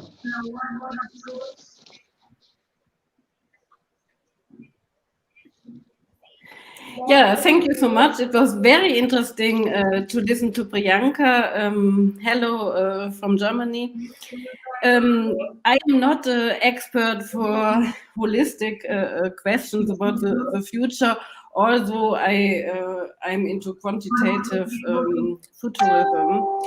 But I wanted to highlight something from what Priyanka also highlighted is, if I talk to young students and to young journalists, and so it's very important to have their own space, to make their own space in social media, in the social web, and in the web, and look at it from a personal, professional perspective. I think it's very important to be transparent and to have not a private space there. That is something very different, what you can regulate with security features and so, but have a personal, professional way to make yourself visible, to be a guide, what we also say in our book, be a guide for the community and the users who interact with you. And that is most important. And maybe I can also make a little bit marketing for our book. It will be translated into English. Right now it's on the German book market. And it will be translated into English and published by Routledge in London in January or February next year. And so that is also where you can check on our perspective on social media and how it will develop in the future. Yeah. Bye-bye. Yeah. What I would say is next year, next 5 years down the line, what I could see is the groundbreaking change is going to be 5G. The way 5G technology is going to change the way we communicate with each other, and obviously that's going to have an impact on the way we tell stories. And on the website, so I'm just restricting myself to the content because I'm not a policy expert. So the content, the way we create content is going to be more. We are going to have to create content to the user needs, which doesn't mean that if the user needs something fluffy, we give it. That's not the idea of it. So what is relevant to a community, And that is going to determine the way we format stories, the way we reshape stories, the way we create content. So it's going to be actually more user-centric, the content creation, and the distribution is going to be more social and mobile. That's my answer. May I have the views of Madam Priyanka? I think both of them have summarily put across exactly what I feel about these spaces. And I do agree with Dave here, where he says content is going to be something that will, as far as digital content is concerned, and we saw during the COVID lockdown how digital content exponentially rose because people were, locked up in homes and they had no other way of entertainment. And that is one space which where from becoming content is king to end user becoming the king of content. So they decide what they're viewing. They decide what they want exactly. What content will be viral, what content will not be so well received. So that is something which, moving on, every creator, content creator, would also keep in mind. And digital is going to be the way forward. And when he mentions 5G, we also, which of course it's an aspect I'm sure even Liz would agree with, it also raising a lot of security concerns within across the borders, and how countries which push boundaries of following democratic norms and autocracy are trying to misuse those platforms are also going to be a huge challenge for democracies in the future. So those are things that we really need to be concerned about. Data privacy, data being the king as far as future is concerned. And how we shape our futures as far as the youth is concerned is by creating an ecosystem which creates jobs for them, because they understand digital the best. And they do understand that that is where the future lies. India has that bandwidth. India has that intelligence. India has that knowledge resource. How we create an ecosystem out of it is something that, through our policies, enabling policies, as well as policies that safeguard our futures, our territories, etc., is something that we would have to look at and work towards. Otherwise, I think digital future is digital. Absolutely. And by the way, we're also going to be talking digital money very soon, digital currency, which is one big controversial area. Absolutely agree with you. In fact, we touched a little bit upon NFTs earlier on in the course of the conversation. But I definitely believe like today's conversation has helped us also get a better and a clearer understanding on the fact that when you talk about the digital age of journalism and you talk about our country as a whole, we have to work hand in hand. No one thing can thrive on its own. We need to work with technologists, we need to work with media, as well as the policymakers, in order to really build a robust future. And a future where we're not making mistakes into it, but we can predict what is going to happen and work towards ensuring we don't make those errors and mistakes that the past have, sort of defined this technology route that we've taken. And with that, I just want to, wrap up our conversation that we've had thus far. And I want to thank you, Liz and Dave, for taking time out of your very busy schedules, and Priyanka for joining us as well on a very busy day for you as well. I just want to turn over the floor to Mrs. Srinivasan to help conclude our conversation and lead us into the next session of our conclave this afternoon, which will be the workshop session that will be headed by Ashwini. So with that, over to you, sir.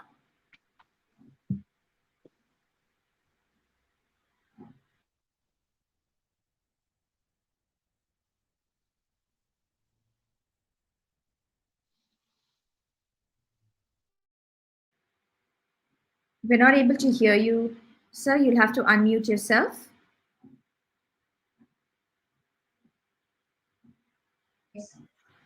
Are you able to hear me? Yeah.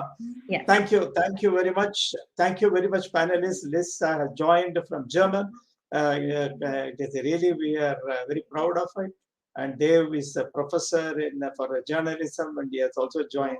And really, I'm so happy and delighted that Priyanka Chaturvedi, one of the vibrant young parliamentarians, has joined. And she is a very ardent user of social media. I always admire her, and I always follow her also on her Twitter and social media. Very vibrant lady. And in fact, because she is there, And I just wanted to share one information because I'm also the founder of two digital security organizations. I am one of the co-founders from 2004 onwards because on the digital security and digital law. And probably many of you will be knowing, even Madam also will be knowing, that the 66A, the abolition, has created a lot of problem. Even on the day when the Supreme Court ruled abolishing or cancelling the 66A, when all others rejoiced, the media rejoiced, the second freedom has come. We were the only people to say that we are going to feel the impact only after 1 year. And that was what we were telling. Now that is a river in a hurry or with the media hype and it was removed.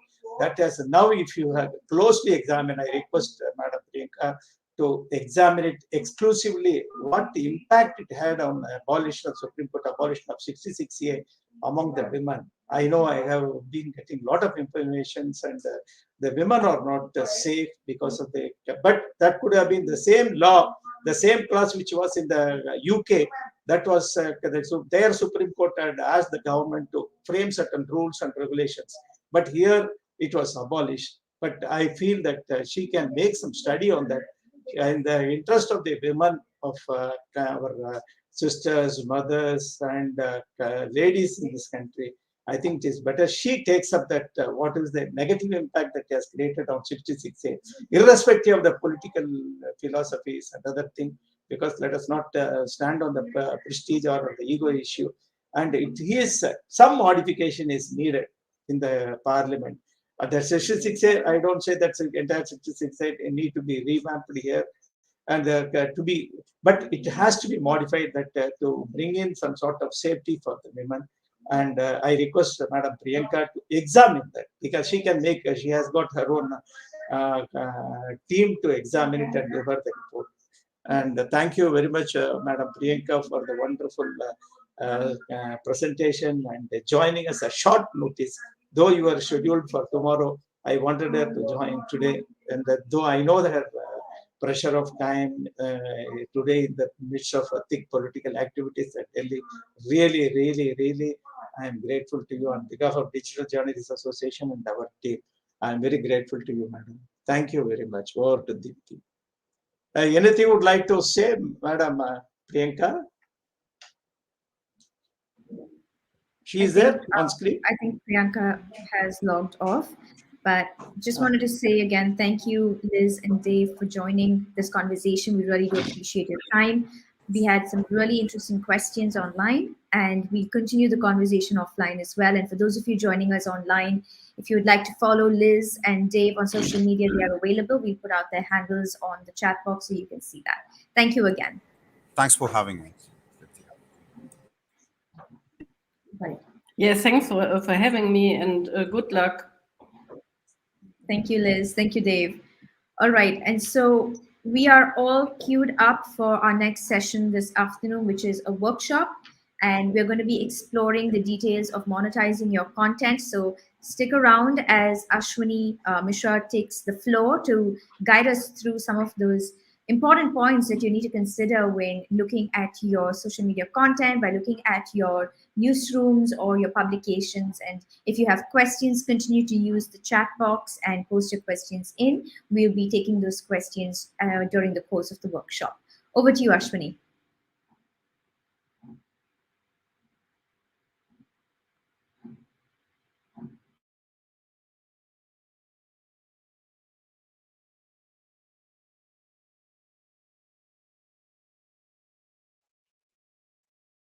Ashwini, I think you're muted.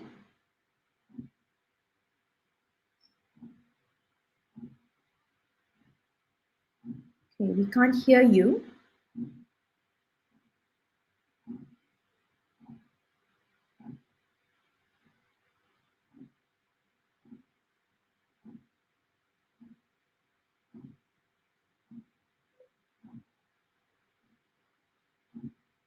Well, we will say to those of you watching us online that technology is never perfect. So there you go. That's an example of how we learn to adapt when technology fails us.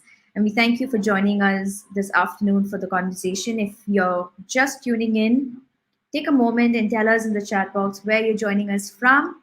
And if you watched our previous panel discussion with Devadas, Rajaram, and Marie Elizabeth Mueller on the subject of, how ready are you for the digital age of journalism?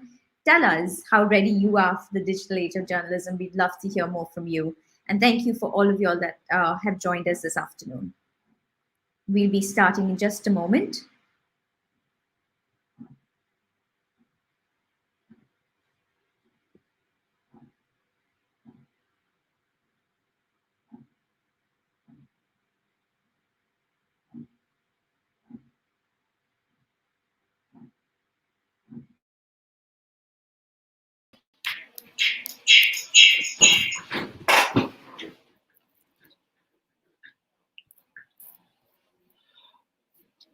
Hi, thank you, Dipti. Thanks for the introduction. Hi, guys. I hope I'm audible to all of you. Today, I'll be speaking about the important metrics or the numbers what a publisher should be focusing on.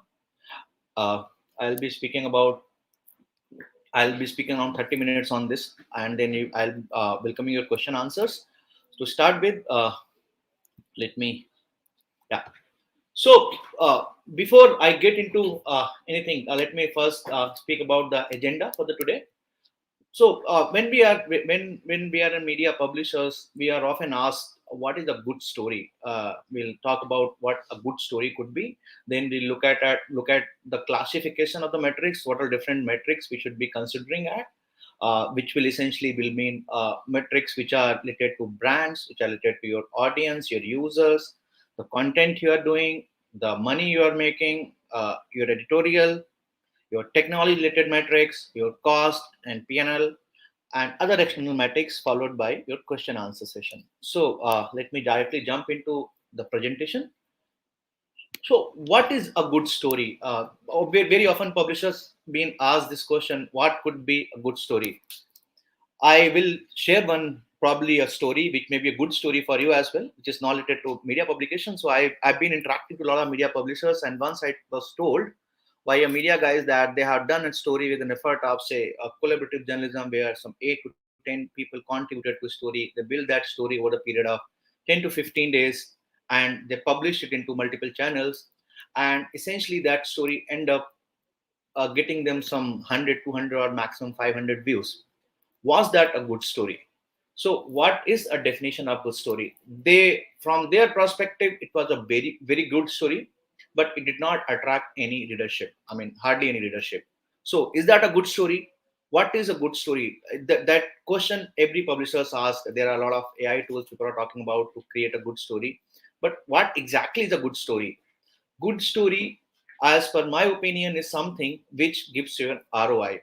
You create something, you create a content for a specific audience, for a specific target, for a specific revenue, for a specific geography, for a specific audience, right? So you need to define what is a good story for you. A story which is reaching to your target audience, which is earning what essentially you want to earn out of it. It could be users, it could be popularity, it could be brand, it could be revenue, it could be mere just placing it on the website. There are a lot of sponsored content people place on the website, which they are not bothered in terms of getting readership. They just have to place it there. So your good story definition lies with you. But to have a good story, you need to measure it. And to measure a story, you need to define the different metrics, what a publisher's metric should be. Before I jump into the publisher's metrics, I would want to talk about the content process, how we at Hocalwire, or me as personally, understand how a content flow in digital newsroom. First, we need to understand how content flow in digital newsroom. Then only we can talk about the different metrics we should be capturing at. So, in the word of social media, in the word of awareness, in the word of a lot of information getting generated externally, we categorize content workflow or a content process in these 6 stages. One is monitor, to understand what is happening in and around the world. To do a good story, you need to first watch out. Once you may watch out, as in previous session, Ma'am Priyanka ma'am was telling that a lot of action happen on Twitter, a lot of stories breaks on Twitter these days. So people do monitor social media, people do monitor rival media channels, people do monitor the different events happening across. And if some content comes out of that, then you reach to a gathering stage where you have to talk about the different content, different resources you need to gather in order to create or package a good story. So once you have all the needed resources, you will start packaging the story in different formats. Could be audio visuals, could be a video story. You may talking about different new formats, different kind of Googles and Facebooks of the words are supporting. Could be an Insta story, could be an AMP story. So you create different packages for your audience on the different platform, be it your website, be it your app, be it if you are doing a short kind of stories, you can maybe create small capsules. Once you create a different packages, you think of publishing it to your audience, and those publishing audience could be on different platform, your internal platform, your external platform, your aggregators, your curators, and you ensure that your story reaches to the highest wider audience. Once your story reaches different people, you talk about getting ROI on it, and then in the end you talk about monetizing it and analyzing the performance. So that's a content journey a newsroom follow. A content in newsroom follows this big long journey. Now, in order to have a proper workflow, proper process defined for this content, you need to capture certain metrics to understand whether what you did was right or wrong. You need to have a benchmark, and then you need to understand the different metrics associated to your content workflow. So I have categorized these brand metrics to basically these metrics to 8 different categories. First and foremost, metrics for any publisher is the brand itself, how good I am. So I need to talk about different brand metrics. Am I doing good in my segment? What is my segment? Then second metrics a publisher would talk about is the audience related metrics, how many users they are getting. Then they will talk about the metrics related to the content they are doing. Are they catering to the enough content, enough geography, enough variety of content, enough length of content. Fourth will be the revenue, where we will be looking at measuring whether are we getting the enough ROI on what we are spending. Then looking at the internal metrics in terms of editorial metrics, are we having enough desk strength? Are we talking about the number of content? Are we talking about the right number of a combination of writer, editorial, proofreaders, or different roles people play? And then looking at the cost metrics along with the technology metrics, which essentially is a cost again, but in a different manner. Technology can be your revenue as well as cost. So we'll be looking at the technology metrics, the cost metrics, and any other metrics which important for the digital newsroom. So let me rightly jump into what are the different brand metrics a publisher would be interested or publisher should be interested in knowing. I'll also talk about some numbers here in terms of what, as per my understanding or as per what we benchmark at Focalwire, is a good or a decent number for a brand to be. So different brand metrics. First brand metrics essentially telling the word that I am rank 1 or rank 2 or what is my rank. So to measure rank, there are different tools like Alexa, ComScore, SimilarWeb. They're the 3 most popular. Then they have various tools to measure your brand metrics, basically your ranks. You can look at SEMrush, you can look at Ahref. There are a lot of tools to tell you brand metrics. First essential metrics you should be looking at is rank. A decent platform, decent publishing platform will rank less than 20,000. I'll consider that as a good, decent platform. Secondly, the metrics which is very important for publisher is domain authority. This is a metrics which directly impact your SEO scores. If you are having good domain authority, you have a better chance of ranking the same content on a search engines. So this domain authority metrics plays a very, very important role in your organic outreach as well as social outreach. So when 2 publishers of same rank, same content publish a content, whose those machines choose to be a better content writer, and that's get defined by your domain authority. Then third metrics, what publisher should be interested related to ROI. So when I'm publishing a content, I'm putting say Google AdSense, I'm putting DFP ads or a different kind of ads. What is the purchasing power of my user? Am I having the right audience? Is my audience is capable of buying something? So if I talk about this, say CPC ad rates for decent publishers in India for native languages content, if you are having 0.02 cents and more in terms of your CPCs, I think you are catering to the right audience. Then you need to also look at your UI UX related metrics, where people capture these metrics from tools like GT metrics and other tools like then you can also look at your domain authority, which also directly get impacted through backlink, SEO, Ahref. So different tools are available to measure your brand metrics, and you can always compare in similar way. You can always compare yourself with other your competing publishers. You can take their paid account and they'll give you a competitive analysis in terms of how you're doing in different segments in SEO, in SMO, or in the direct traffic or paid traffic, the different verticals, different keywords, and you can compare yourself with your closest competitions or any different publishers there, right? So second, after the brand metrics comes the audience metrics. So fine, I am done with my brand. I know I am a good brand. Now, how do I understand my audience? So there are two aspects to measure your audience. One is quantitative and second is qualitative.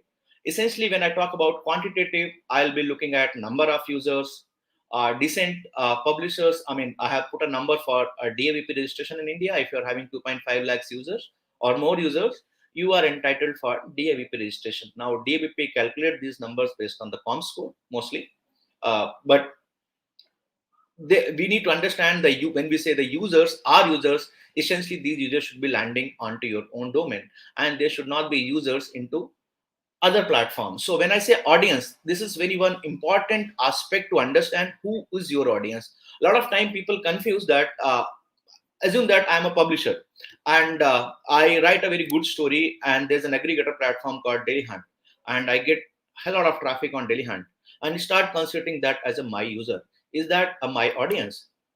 It is an audience which is reading my story, but is it my audience? That call you have to take. That audience you need to understand.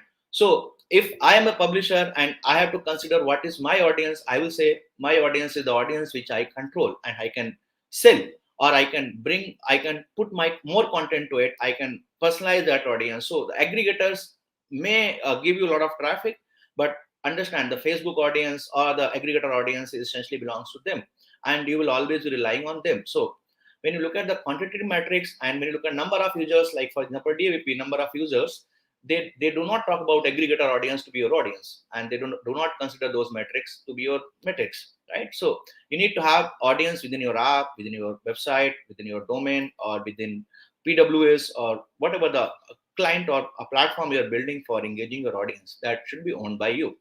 Second metrics for a quantitative measurement is the page views. Fine, I have few people. Now, how many times they are visiting my, if I'm a web, how many page views they're generating? That's a very important metrics from a revenue perspective, as well as your quantitative measurement for audience, because number of pages will essentially mean the number of ad slots, the number of banner ads, the number of impressions you can generate. 1 million plus decent website, which will be entitled for different empanelment for the different platform, different places, and probably a decent ad agency will give them ads as well. Third quantitative metrics will be essentially the mode of outreach. Now, I see a lot of publishers who has so essentially there are 5 traffic sources: social, search, direct, referral, and paid. Now, ideally, 3 are the very prominent traffic sources for any publishers, which is social media, search, and direct. I see a lot of publishers who will have very huge traffic from one source only. Either it will be search, or it will be social, or it will be direct. Having a direct traffic is always heaven. If you are a good brand and if you are having major direct traffic, that's a very good value add for you. But at the same time, you need to have a traffic distribution evenly, so that if one channel of traffic drops for any reason, you still have a significant audience to cater to your content, right? So you should be having a very good mode of outreach of your content. It should not be focused on just one vertical, rather it should be evenly distributed. Now, looking at the qualitative measurement for audience, we need to talk about when you put out the content, we should be looking at the conversions. If you are doing say campaigns or collecting some leads through my content, if I am a food website and want to take feedback or want to take some orders, I should be looking at the conversions. Generally, if I talk about the conversion rates, 3% is a good conversion rates for people who are collecting leads. But based on the number of steps involved for a conversion, how conversion track, this can lead to various various percentage. Second qualitative metrics is the sessions per user. So this will be directly defined by how your UI UX is, how your content is, so that when user lands on my website, how frequently he keep visiting it. So if I am a user and I keep visiting a website again and again, or keep visiting an app again and again, I'll essentially have more sessions for that per user. So I will be the individual users who will have more sessions. So that means my content is very engaging, or my platform is very engaging, and I will essentially end up having more sessions per user. Third aspect of is the quality is time spent. Am I spending, as a user, spending good enough time on the platform I'm visiting? If I'm spending, say, 10 seconds compared to 10 minutes, if we look at Facebook or WhatsApp, though we might be having one single session, but we might be spending 20-30 minutes over there. Whereas in a digital publishing platform, if I'm spending, say, 1 minute or 2 minutes or 3 minutes, is defined how good I am writing a content. And when I go and read a content, am I going to the next content, reading it more? So essentially, how much time I'm spending on the website is a very key important metrics for quality. Next metrics, we'll be looking at the bounce rate. What is a bounce rate? Let me first define that. So essentially, if I land onto a platform, read a content, and then do not do any other action. So that means I do not tell the platform that I'm engaging with you.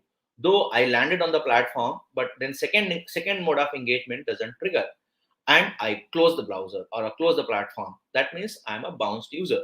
That means I have not further engaged the platform. I landed on the platform, but then bounced without re-engaging it. So a lower bounce rate, better platform. But understand, as an user, it's as an publisher platform, you need to understand that there will be always be a 50 to 60% people who will bounce from your platform, because the discovery is very important. If you look at all the people who are discovering your platform, say from the landing page, from the home page, then there is a chance that they will go to a sub different page to read a content. But in case of media, the discovery of content happen within the articles or within the content we publish. So when that discovery happens, people come with an intent that I'm going to read this piece of content and then move on. So you need to understand that having a 50-60% bounce rate is not a bad bounce rate. I've seen few publishers having a 2% or 1% bounce rate as well. Please be informed that if someone is having 1%, 2%, or 5% bounce rate, then there's definitely a problem with their tracking code, because generally 50 to 60% is a good bounce rate. If you are going around 80%, 90%, then it should be a worrisome for you. And last but not least, the average duration on the page, or average time spent on the page. How much I'm spending time on reading an article, moving to next article, that will entirely depend on the content length. So if I'm having a good content, probably I'll spend more time to read it on. All these metrics for audience boil down to the one final number, which is total user minute.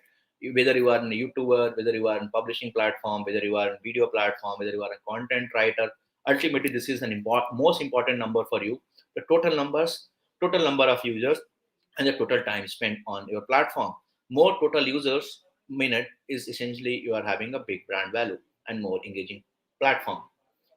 Moving on to next metrics is metrics related to content. So I spoke about how you should be measuring your users. Now let's look at your content related metrics. What should be the important metrics for a content itself? Again, I categorize into two category, one related to quantity and then related to quality. In quantity, it is very simple. I should be looking at the number of content I'm doing. I'm not saying that you should be doing more content. There are platforms who's doing one or two content a daily and creating a huge impact. Then there are platforms who are doing 300, 400 content as well. But it is your call. But you need to measure a metrics. You need to have a guidelines. You need to have a benchmark, and you should be measuring number of content you are doing. Second aspect is the content length. Are you doing enough number of words or paragraph in the content for users to consume it? If your content format is that, if your content format is like in shorts, who do those content in 60 words, then you always stick to 60 words. But except probably the in shorts and couple of other platforms, you will always have a variable length of content. So when you have having a variable length of content, you should measure your content length, average content length or average word count.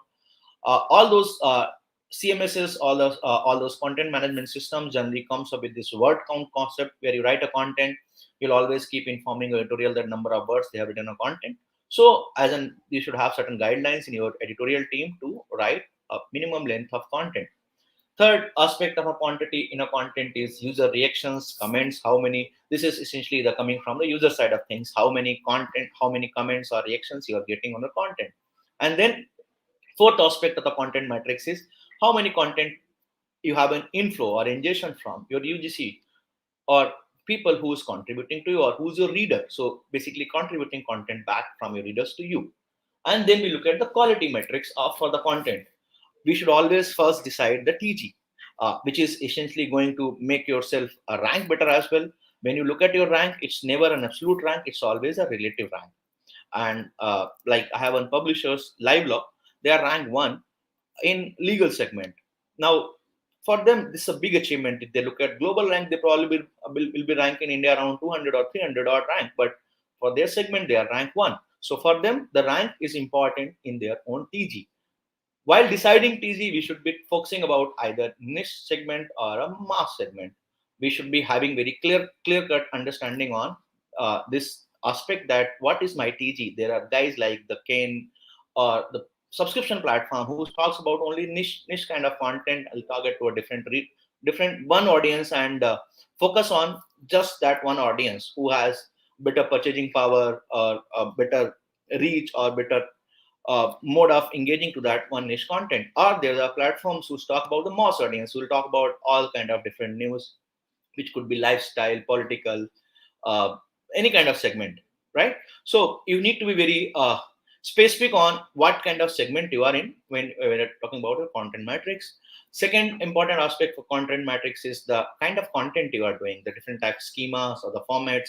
Are you just doing a plain articles? Are you doing some reviews? Are you doing some movie reviews? Are you doing some job posting? Are you doing some fact checking stories? So different type of schemas to cater to readers as well as the machines, which are essentially the search engine, Google's and Facebook, to understand your content in different format and different readership. Then third important metrics for the content metrics will be the time to news. What is the time to news for you? If I talk about digital newsrooms, essentially a maximum lifespan for a news is 4 hours. So if your time to news is very high, you are losing on the first bet itself.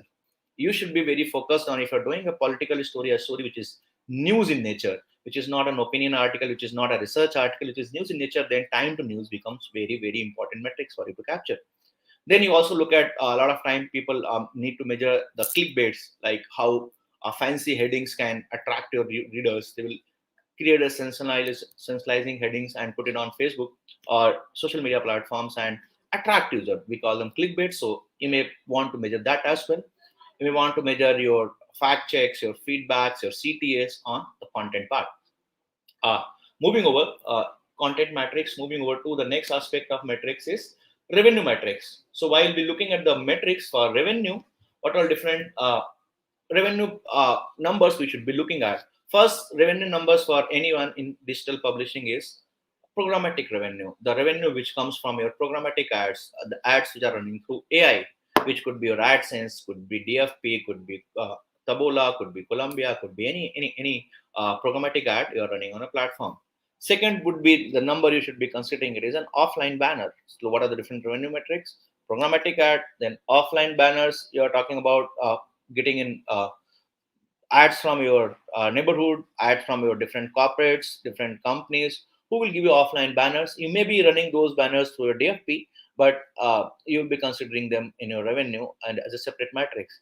Third matrix, which is quite getting popular in India and it is already popular in European and American market, is subscriptions. So how you can enable subscriptions for your user and make more money out of it.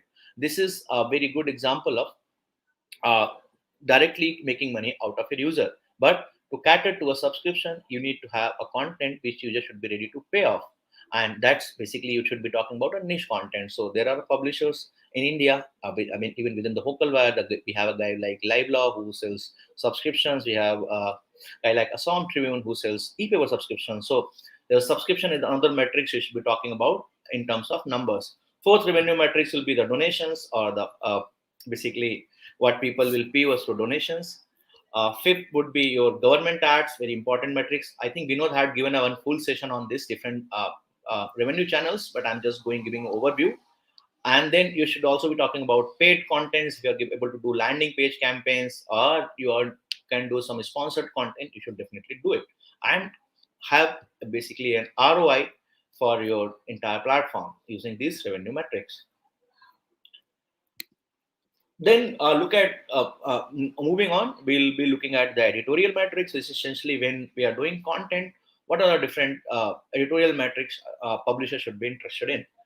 First will be your content generation or ingestion platforms. Those are our reporters, your UGCs. So you need to look at their tags, turnaround times. You also need to look at your writers, editorials, turnaround time. Understand if you are in media business, if you are in news business, turnaround time is a most important metrics for you, because in digital, content does not remain live more than 4 hours. 4 hours is the maximum live, and if you are late in publishing a content by say half an hour, you already lost the half battle, because there will be hundreds of publishers who would have published that content and people will have explored the information. There could be sub stories within the story, but when some story breaks, turnaround time is become the most important time. Then obviously you need to look at the categorization of your content when you're looking at the editorial metrics. Are you catering to different segments? Are you catering to the right segment? If are you catering to say the entertainment, health, lifestyle, all the different segments which has readership?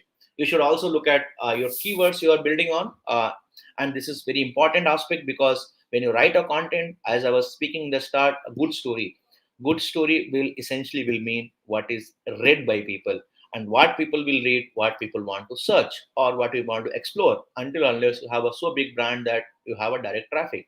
If you don't have a direct traffic, then the only mode of reaching your content user is the keywords or the target words you write. I've seen a lot of publishers, they become greedy while writing a content or writing a keywords. They will write headline with targeting different keywords. They will write a description with targeting different keywords, and essentially will confuse user as well as search engines, that they will not understand what this story is about. So be very particular while using keywords in your story to make sure that you are conveying the message what your story want to convey in that article. And last but not least, the tags. Are you covering to different topics? If the trending topics is a demonetization, or the trending topic is COVID these days, which is obviously trending from last 2 years. But if the trending topic is COVID or uh, new variant of COVID, you should be sure that you are covering on the trending topics, because that is what people is reading. So tags essentially is also very important metrics for you to consider. And then look at the performance metrics for a publishing house.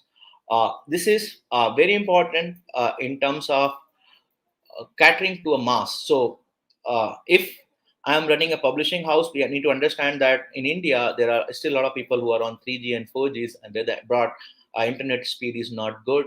Then there are machines like search engines who have certain criteria for your content to be structured. So you need to look at these performance metrics, whether you're catering to your speed score, page speed score, your website load time, your page size. Understand that your page. Assume that suppose you are created very beautiful website of 10 MB size, and I am a Vodafone 3G user, and my say daily bandwidth limit is 100 MB. Now if I open your website 10 times, my daily bandwidth limit is gone. So that's not a good page for me, a good website to visit for me. So we need to be very sure of, we are creating a lightweight page. There are different formats from Facebook and Google to ensure that you cater to the guidelines and create lightweight pages. But as a publisher, we need to ensure that we cater to this performance metric.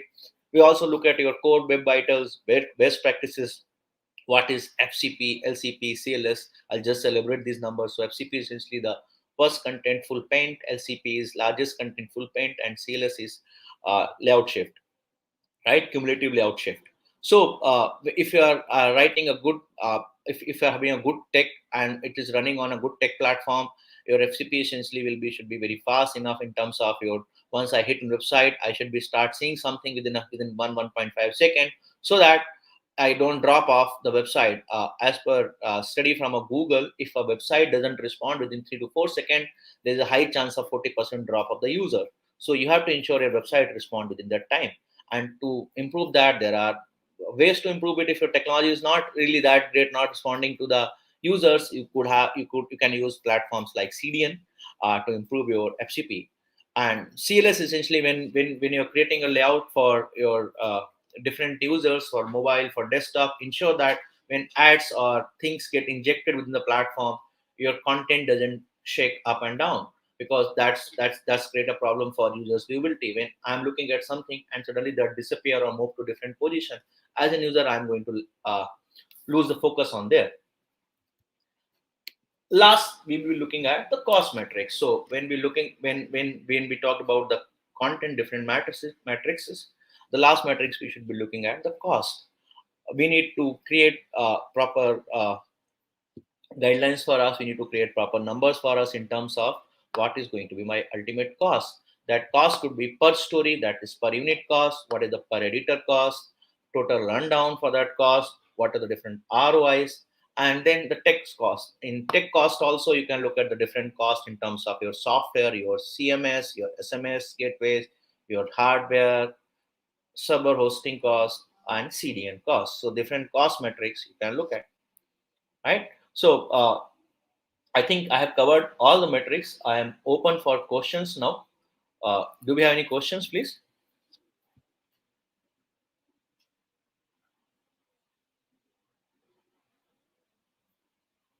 That's a question from Hindi. Hi, sir. I have a question from NB Nair. Ashwini, is there an ideal number of stories or flow of fresh stories to get traction? Because I find serious news get considerably low audience compared to non-serious content. Right, sir. So ideally, there is no number to the number. There is no specific number we can say it's a good number for doing or reaching attraction. There are platforms like the Ken who does 1 or 2 stories. There are people who are into subscription, or there are platforms who do very targeted segment. Even your story is a good example. They don't do a lot of stories, but they get a lot of traction. The important aspect we need to understand to get traction is we need to write on what my audience want to read, and same time we also need to ensure that I am catering to my editorial policy. As you rightly said, non-serious content may get traction and serious content may not get traction, because there could be a chance that your target audience, there are very less people who are serious readers, and there could be a lot of more people who are looking at your lifestyle or entertainment or not serious content. Probably the reason we see there are platforms like TikTok or Reels where people are spending a lot of time, because it's up to readers what they want to read. Having said that, there are still a lot of serious readers. We need to, one, ensure that we are catering to the right keyword when writing a content, so that that marriage has to happen. What as a reader I'm searching and what as a writer you are writing, those keywords has to map. I might be searching, I'll just give you one example. Like a lot of time we interchangeably use Supreme Court and SC. Now, as in publishers, I feel writing SC is as good as writing Supreme Court. But if I talk about the keyword search volume, Supreme Court will have 1,000 times more volume than the keyword SC itself. So be very sure on what your audience want to read and include that in your serious content. Is there more question, Vinod? Jyoti Shankar. Yeah. What is a good story? Define the metrics for that. Hi, Jyoti. What is a good story? There is nothing called a bad story or a good story. A good story is something which is read by a people. I keep referring one example to my friends over a lot of time, that I might have captured a very good photograph of me and saved in my phone, and I can keep having a proud that, oh, I have a very good photo of me, but nobody has seen it. So is that a good photo? No. The good photo is which is seen by people. So ensure that your story, your good definition of good story is read. People who can read, you can read to your target segment based. I mean, if you can reach to your TG, then your story is good. Otherwise, you may put a lot of effort. It may have taken a lot of money from you, but there's nothing called good story if it is not read. So if I have to define something as a good story, it depends on your target segment. A medical guy doing a lifestyle story may not be a good story, or a lifestyle guy doing a medical story may not be a good story. You have to ensure that your story is catering to your target segment. I'm adding DiJAI to that. All right, I think we are done with all the questions. Thank you, DiJAI, and I'm handing it over to Induja. Thank you, guys. Thank you, Ashwini. I think today we had a wonderful session, being the second day of the Digital Media Conclave. We kicked off excellently today, like yesterday, and we had a power packed panel discussion today, especially which was a very important topic for digital media journalists, like how tech ready we are for the future. So it was wonderfully put out by Mr. Devadas from ACJ and Dr. Murray from Germany. Joined by them was parliamentarian Priyanka Chaturvedi. She shared wonderful views of her on with respect to policy changes that is needed, and some of the tools also were discussed. So if you are a student or aspiring journalist and you think if you have missed this session, so don't worry, you can still go on to the YouTube channel of DiJAI or Facebook page and watch these videos again and again, or if you're first timer, you can watch it again to get more inputs. So we are concluding the second day of this digital media conclave, and hoping to see you all tomorrow, the last day and the concluding day of this media conclave. But this is going to be really important day for us tomorrow, because we have back to back power packed afternoon. So we would be starting around 3:30 tomorrow with our panel discussion, which is going to have a very important topic that would be discussed. Since it's a digital media conclave, how would we leave artificial intelligence, machine learning, and immersive technology, which would be part of the media in the future? So we would be discussing about this in detail tomorrow.